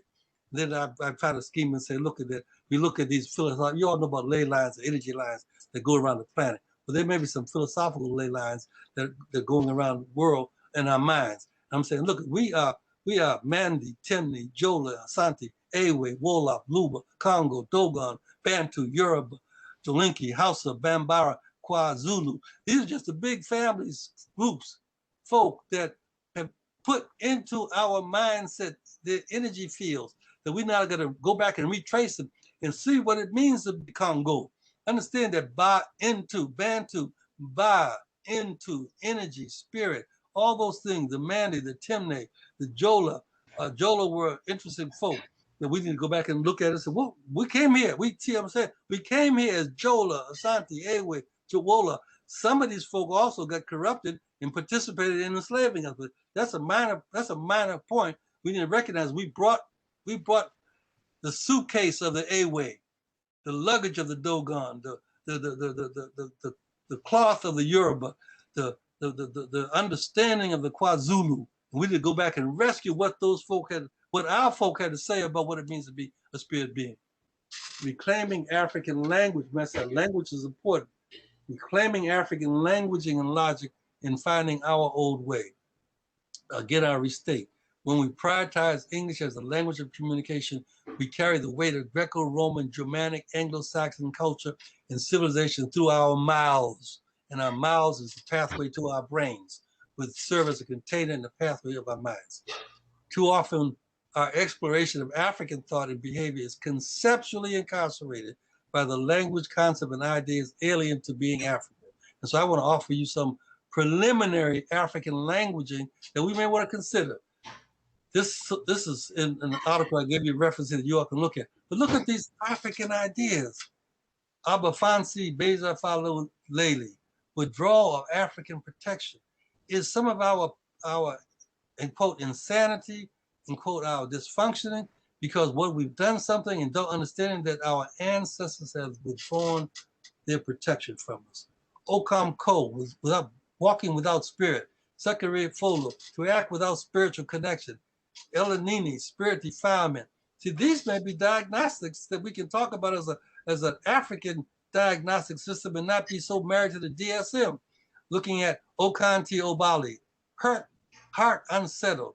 Looking at Kazungu Zongo, the defiled and damaged spirits are seen as tornadoes of the mind, mental chaos. Hey, maybe we look at this.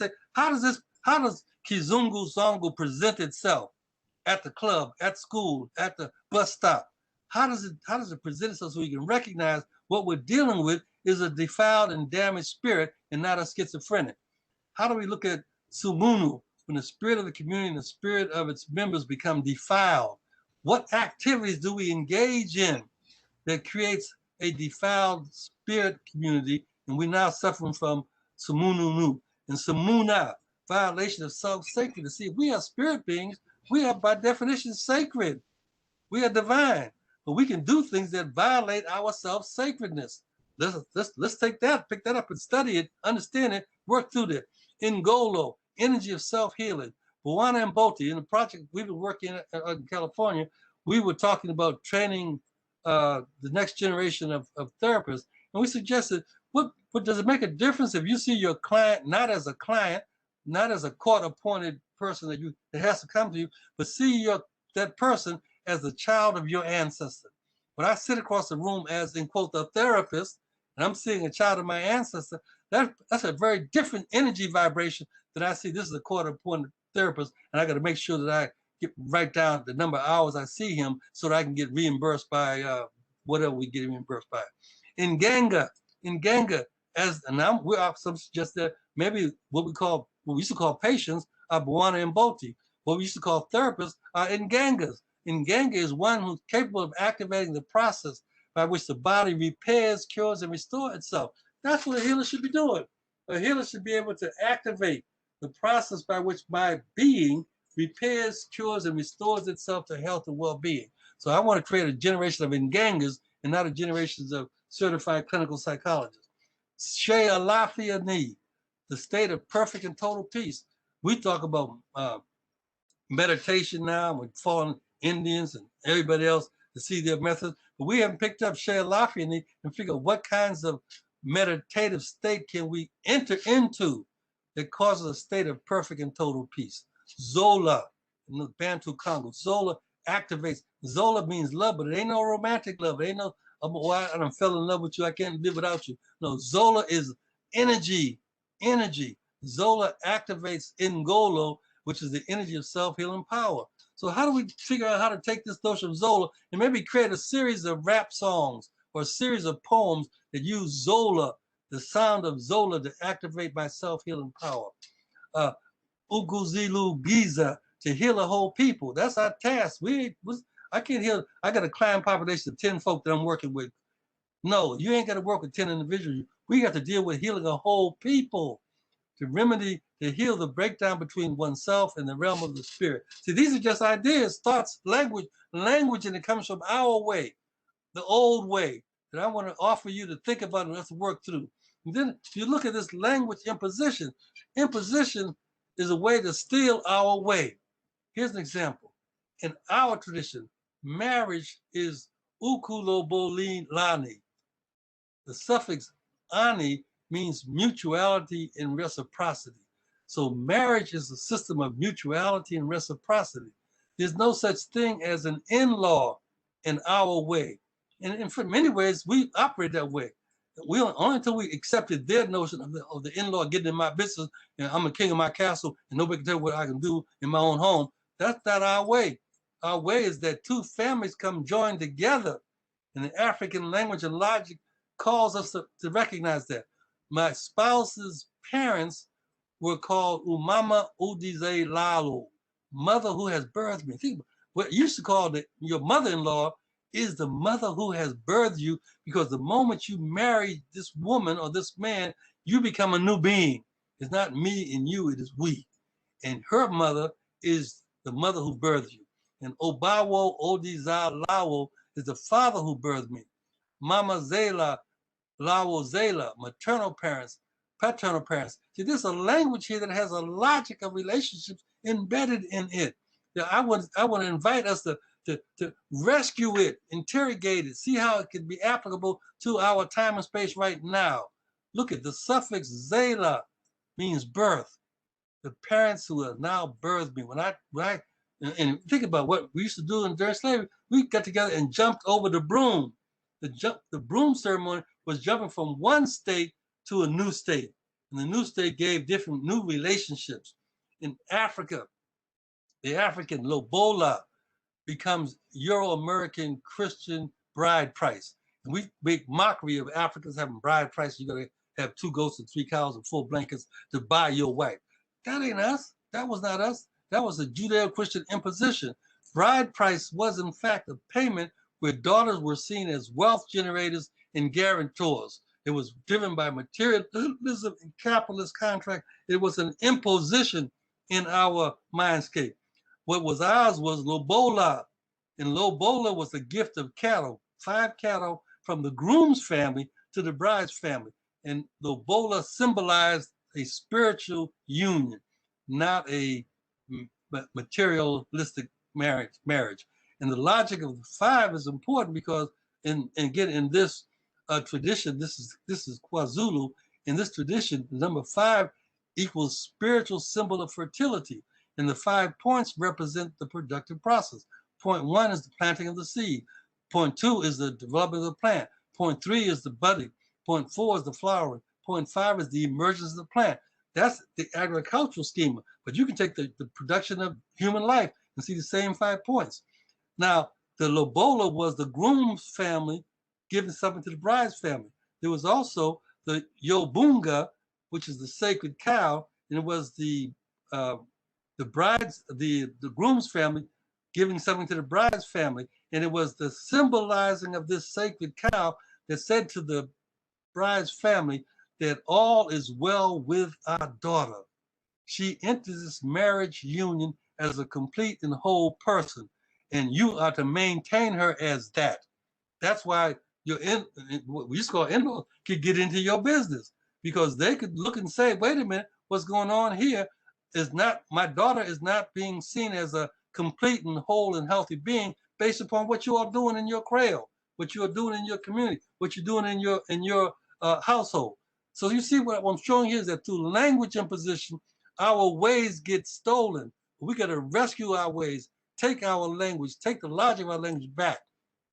And I want to suggest to you a couple of strategies, and I'll come to end. So hopefully we can have some conversation. A couple of strategies. You all know about the stilt walkers. And you see a picture of stilt walkers. Stilt walkers are told us stilt walkers for entertainment. They have all this good Caribbean music, and the stilt walkers are dancing around, doing all this acrobatic stuff that's amazing. But the stilt walkers were not stilt walkers for entertainment. The stilt walkers were called Moko Jumbi. And the Moko Jumbi are healing spirit beings that watch over the community, and from its towering heights is able to see and foresee evil, wrongdoing, or danger, and is able to see what's needed for healing and well-being. So I want to use the Moko Jumbi as a symbol of our consciousness. How do we raise our consciousness to such a towering height that we're able to see and foresee evil, wrongdoing, and danger? We're able to see what healing and well-being needs to do. In fact, we do Moko Jumbi sometimes, because you've ever been in a meeting, and one of the meetings where you got to go to a meeting and his wife folks talk about how glad they see you, and you look across the table and you see a brother and he kind of gives you a look, and you know, okay, we know what's going on, so we got to play this game. That's doing Moko Jumbi. That's seeing and foreseeing evil, seeing wrongdoing, seeing danger, and then figuring out how to make sure the healing and well-being occurs. So I want to say one leg of the Moko Jumbi. I'm taking one leg. One leg of the Moko Jumbi should be the affirmation of African being. To reclaim African affirmation as being, we must accept the fundamental different meaning of being human. We're not human, we're spirit beings. And continuing to address some following specific tasks. Again, here's a prescription. I'm doing a prescription that you all might going to take and look and work with. But one of the tasks is to understand what it means to be a spirit, to be divine energy made manifest. I'd like to give an example that our parents used to say, y'all go see about them people. Them children ain't acting right. They were saying them, and our Western trainers, oh, they can't say them. That's that old Negro talk. They can't pronounce them. No, they were not mispronouncing. They were giving us a hint, a sign that was not them, it's them. Them folk, them children, them Wilsons, them nobles, them people are divine energy made manifest. Let's unpack that. Let's unpack understand what it means to be a spirit. And then engage in both visible and invisible realms of reality. We can no longer think the visible is all that there is. There is an invisible realm. And there are living beings in the invisible realm. There are dwellers of heaven that see what we're doing. And when they come I believe when they come and they materialize themselves, it ain't being haunted by no ghosts. They're coming to check on us and say, wait a minute, you need to check yourself. You ain't doing what you're supposed to do. Or I'm proud of you. You're doing just what you're supposed to do. And it let you know I got your back. The invisible ones, the invisible realm. This third one is very important. Honor the feminine as primary and paramount. Don't get tripped up into this gender equity fight, this male-female opposition to each other. No, it ain't no male-female opposition. It is that we have to honor the feminine as primary and paramount. We have to recognize that it was Dinkwanesh, the mother of humanity, the wonder that we need to give homage to and respect for. Enhance the understanding of the sacred meaning of being human. But that's a task. How do we do that? How do we translate that to lesson plans? How do we translate that to songs? How do we translate that to poems? How do we translate to how we govern our household? Advance human potential and unlimited possibilities. Provide opportunities for competence, conscious and confidence building. Look at the idea of we need to defend at all times, defend the right and responsibility to walk in the world as a unique and valuable spirit being with an African face. These are just some ideas that I want to share with you that might be the left leg of the Mokojumbi. The right leg of the Mokojumbi is that we have to decolonize the African mind. Decolonize the African mind. Intentionally dismantle the evidence of white hegemony. Intentionally deconstruct the implicit privilege of white thought. Intentionally disrobe the false image of the white aesthetic. Intentionally, no, bleaching my skin and cutting my nose and thinning my lips don't make me pretty. Disrobe the false image of the white aesthetic. Challenge and correct the singularity of this materialist ontology. There really are not linear polarities, but we constitute ourselves that way. Engage in the identification and elimination of all these dehumanizing systems, services, instructions, institutional oppression, stay in your place, classism, disenfranchisement, Western educational pedagogy, Frantz Fanon's notion of thingification, aristocracy, sexism, colorism, elitism, racism, class privilege, economic exploitation. Look, all these things infect even how we do business, how we do entrepreneurship. We got to check them in order to make sure that we go back to our way. We got to do what I'm calling the Mokojumbi dance. Every time we, in a moment, think about doing the Mokojumbi dance. Am I affirming the African being? Am I decolonizing the African mind? I'm going to come back to Zola because Zola is important. Zola. Our ancestors knew that being well was in our genetic code. Being well is in our genetic code. Being well is in our DNA. The most stable healing is collective healing. The goal of healing was for us to love Africa, to love African people. To do Zola, we must heal the we and not just the me. So I want to suggest to you that this Zola is science. It's not romantic, cute poetry. It is science.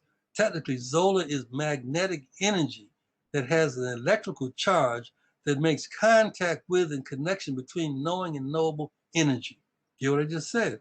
Zola is magnetic energy that has an electrical charge that makes contact with and connection between knowing and knowable energy or spirits that in turn cause the activation of Ngolo, the activation of healing energy that then in turn fights infection, repairs damage, retards aging, You ever wonder why black folk don't age as fast as white folk?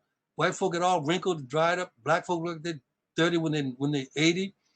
Because Zola activates Angola and retards the aging process. It generates new knowing and knowledgeable spirit. Zola is better understood as energy that causes the activation of molecular cellular regeneration. I'm talking science now. We ain't talking about no romantic thinking about, oh, we romantic about Africa. Africa, no. This is some serious work to be done.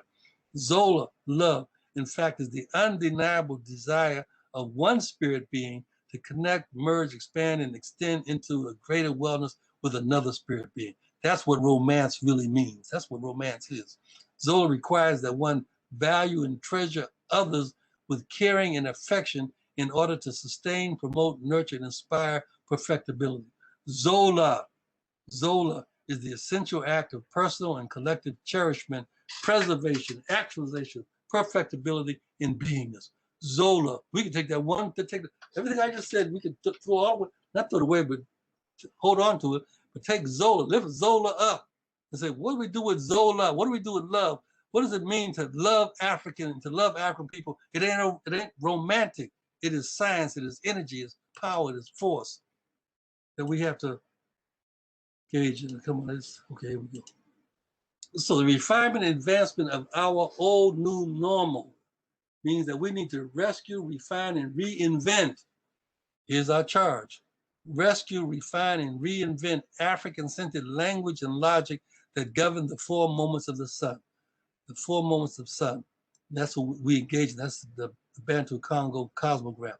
But the 4 moments of sun in terms of birthing, naming, puberty, marriage, eldership, death, dying, being a dweller of heaven. We need to rescue, refine, and reinvent African rituals around transition when someone dies, around how do we communicate with the dwellers of heaven, around when does one enter the realm of eldership? What does marriage mean? And throw away that in-law crap. Know what the importance of naming and naming ceremony, because when you do a naming ceremony, you're acknowledging to the family and to the community what energy has come, and what their path and purpose should be reinforced. Our refinement and advancement of our old new normal is to be African, to be family, to be awesome. How do we do that? So we have a last chance. I think we have a last chance. That might be just an old man talking, but I think we have a last chance. We must continue our long and mighty walk in the sun with a different narrative of being spirit, being energy, being power. The worldwide African revolution that was started in Haiti to humanize the world is yet to be finished, and the ancestors require that we finish the job. Finish the job. The unfinished revolution is to be African, to be family, and to be awesome. And that is what it looks like. Thank you very much for listening to me. Thank you so much, Papa. Wow. For a minute, I thought I was talking to myself. I didn't hear nobody. We here. We here. You can screen so you can see who all still here. How do I stop? Here we go. Here we go. Ashe. Oh. Still very much got a room full of people right here. How many people? There's 50. How many? We got all these folks in here. It's like 50 people still here.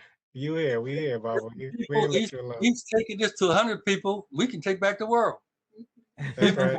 Taking this to another 100 people, we can take back the world. After you decide what I said makes sense. Dr. John Henry Clark was my master teacher.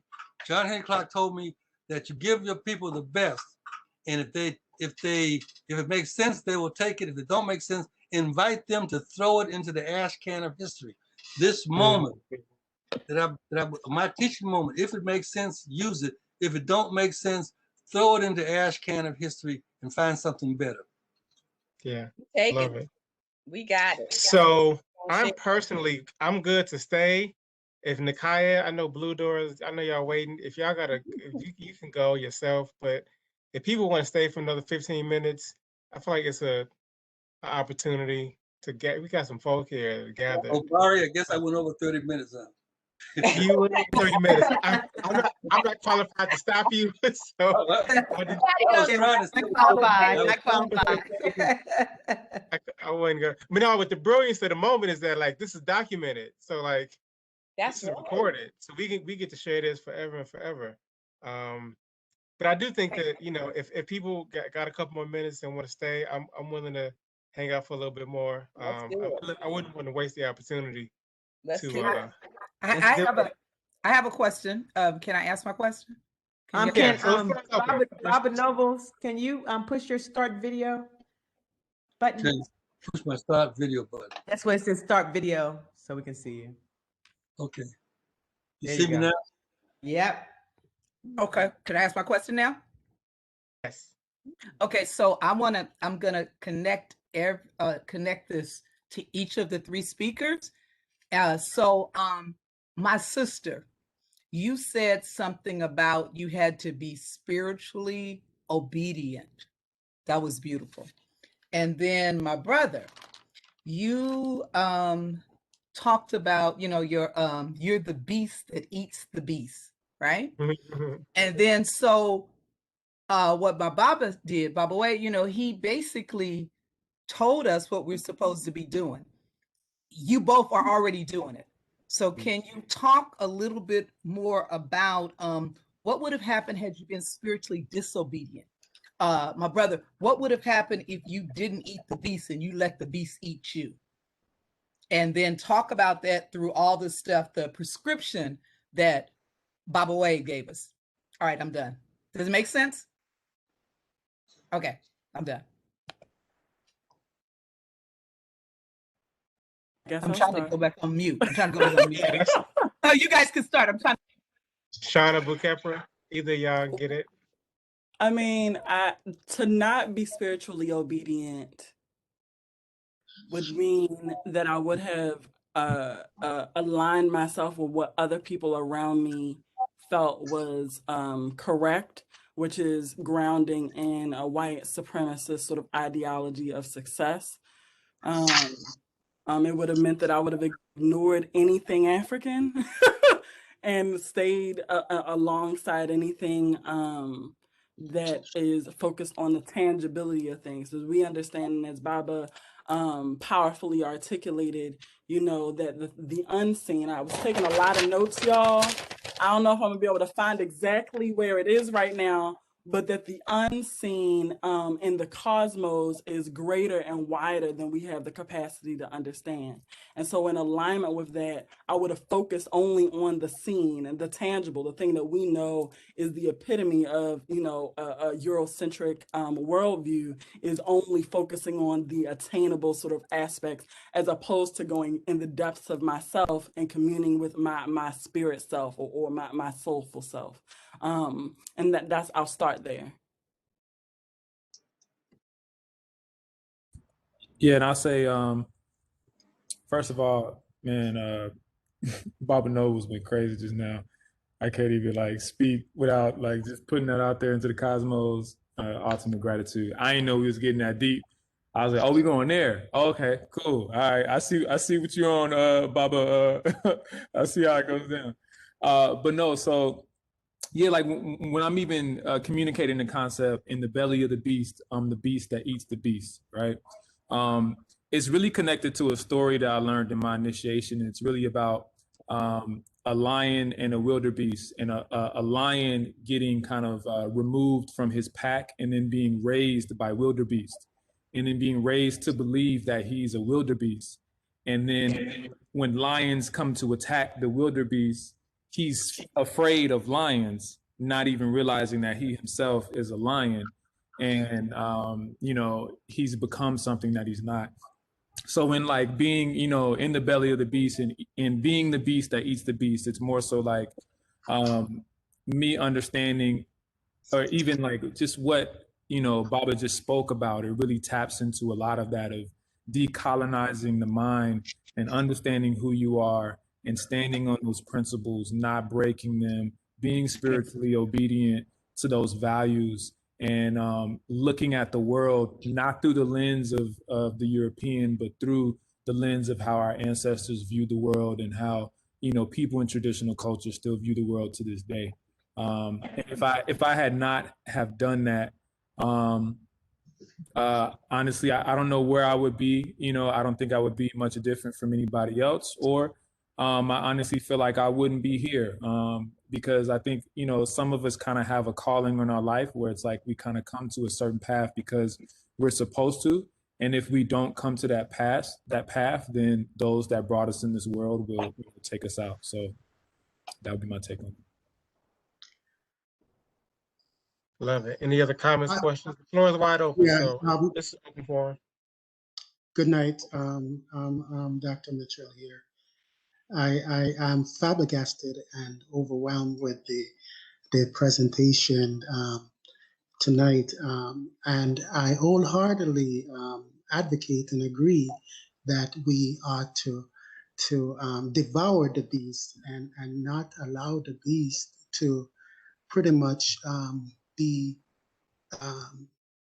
so competent and confident in its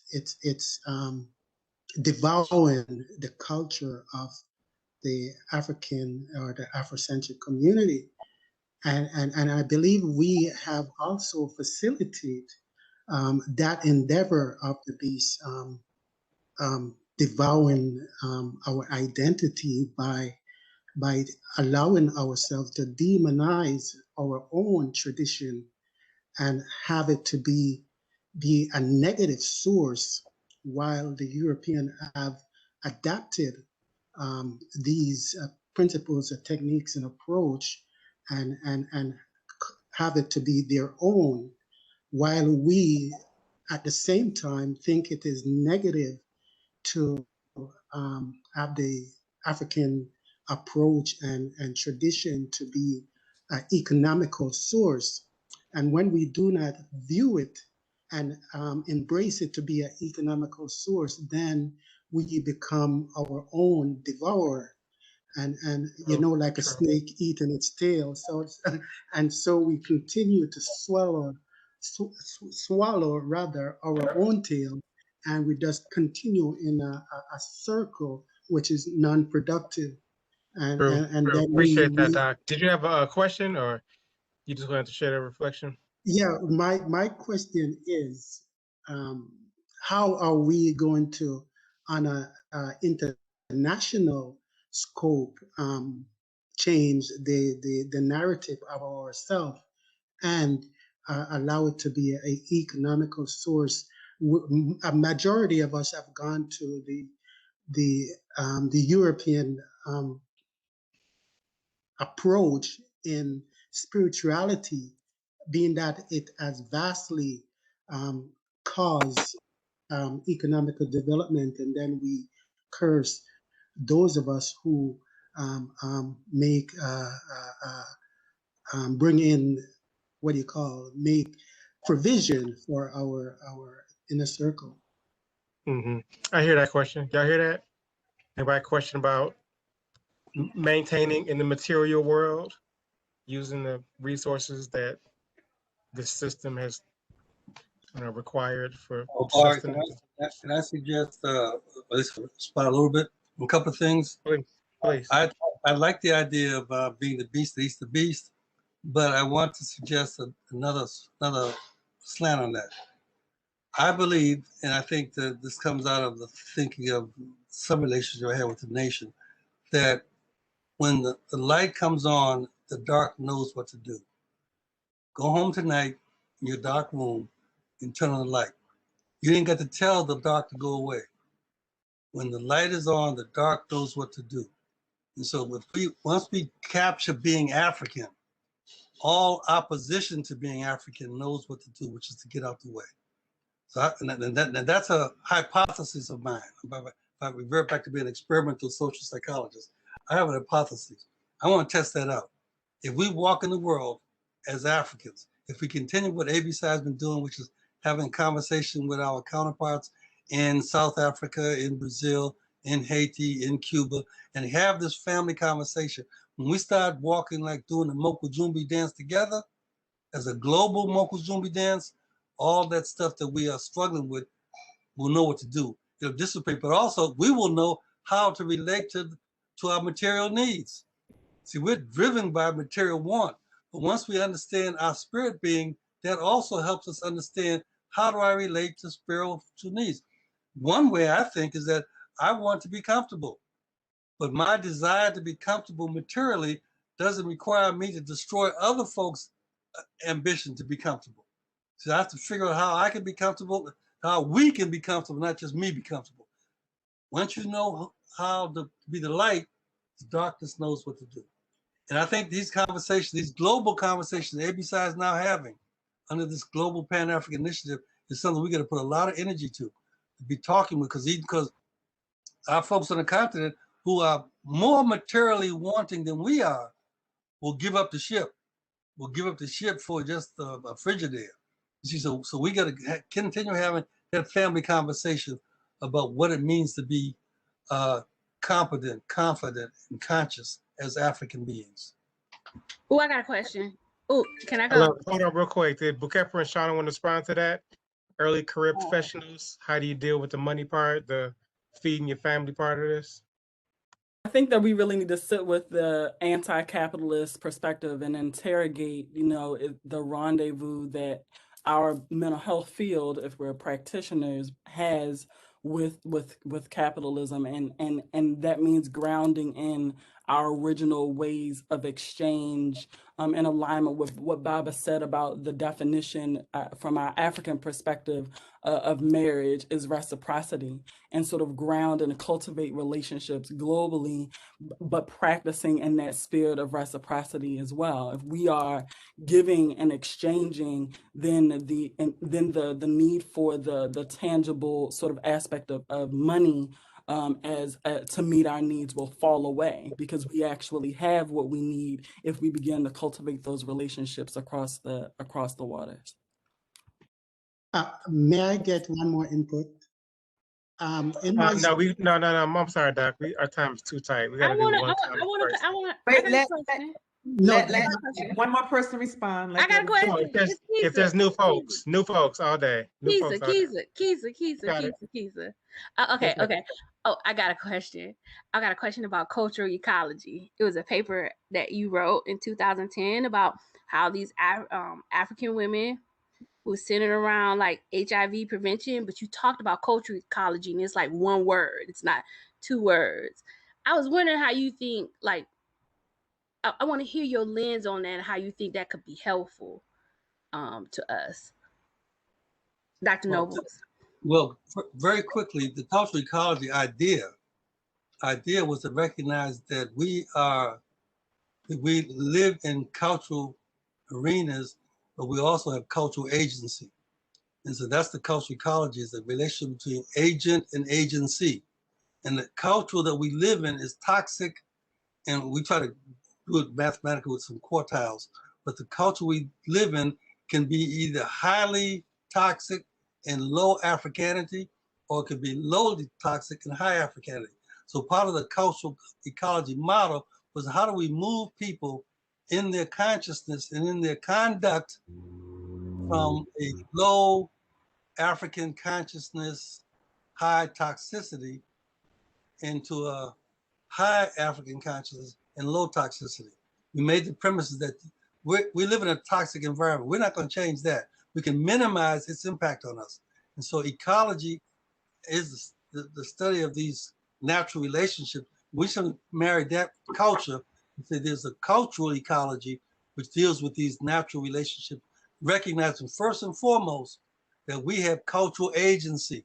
And what I was talking about now in terms of all the stuff I talked today is an expansion of that notion of cultural agency. Thank you. And I should use this opportunity to say that we have just slipped into a Greco-Roman Aristotelian conversation. There's no olive tree here, and I'm not Aristotle sitting under it, and all you all are sitting around asking questions. You all should be asking each other questions. We should be interrogating ideas, because that's what we do. It's a family conversation. It's not, oh, Dr. Noble, you're the teacher, and I'm the student. I want to ask you questions. Okay, I got some. I'm not saying you, baby. I'm saying the whole process. Please don't. I'm not saying it's you. I'm saying this whole process we get to Q&A on these conversations, Yeah. we default into an Aristotelian relationship.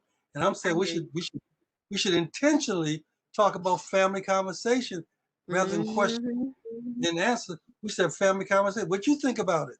Look at somebody and say, to anybody say, Harriet, what you think about that? Look at somebody and say, come on now, Karen, you got some opinion. I like that. I like that. I please embrace this for a little bit. Upon studying the Ontario Medicine Act, it stipulates that prayer is a method rather of treatment. However, within the Afrocentric community, by and large, 99.9% of us volunteer our services to go into these health facilities to pray, while we have the head chaplain, a European individual, making well over 100,000 a year. So this is what we need to change. Stop giving ourselves for slave labor, right? Beneath slave labor, we getting no profit from it. So we need to get into these health facilities and even erect our own health facilities and let our spirit be rejuvenated and healed by our traditional method of prayer. Yes, but also always challenge and correct. Challenge and correct. The fact of the matter is that I think it's not prayer that heals us. It's something called spoken medicine. Spoken medicine. And the spoken. No. I'm not going to let you make us the same as them. Their prayer is tied to their Judeo-Christian ideology and theology. Our tradition says that there's a science called spoken medicine, and then when I utter certain words, that creates an interaction with our cellular structure. There's a term called Boukhepra, ya Boukhepra. Boukhepra. Now I want to be able to create a healing center where folk chant Boukhepra, ya Boukhepra, and not say we'll have a prayer hour. Boukhepra, ya Boukhepra means spiritness. You heal the inside, I'll take care of the outside.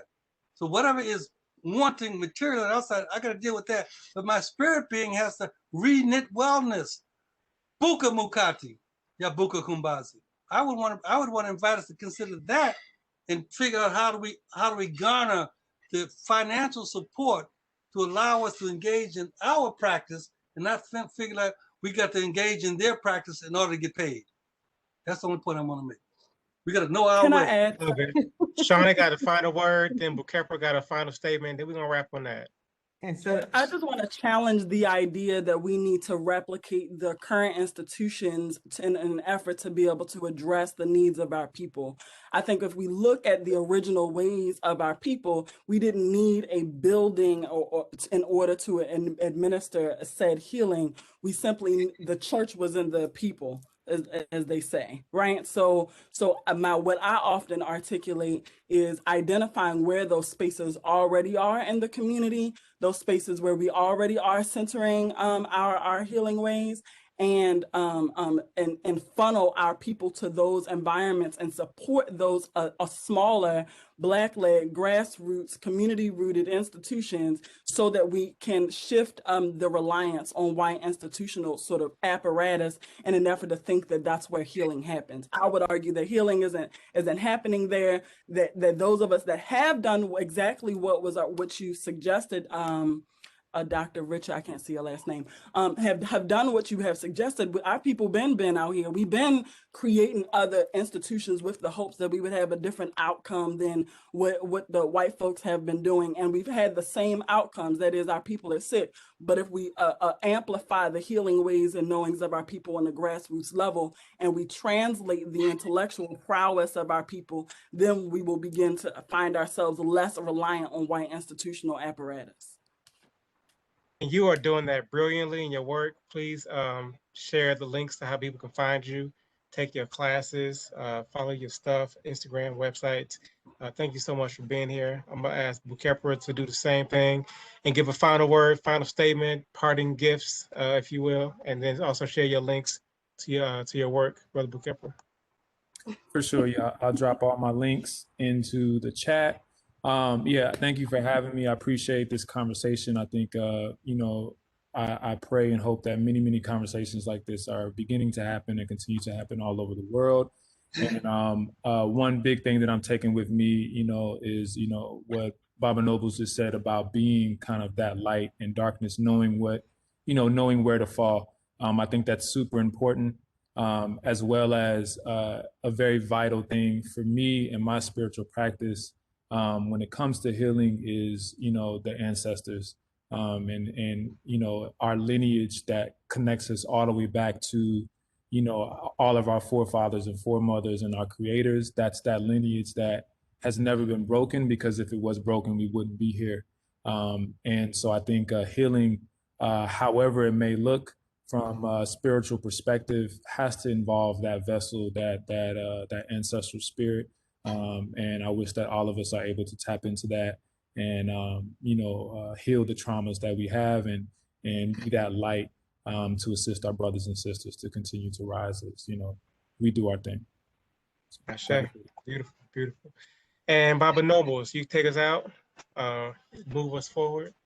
Well, I want to invite you specifically, you IT folk, to think about what if we experiment? What if we put out into the universe hashtag Zola up or we, and just put that in the air so that I know that Zola is an activator of molecular cellular regeneration. So if we could put in our community the idea that when I see you, Obari, and when I see you and when I leave you, I say Zola up on we.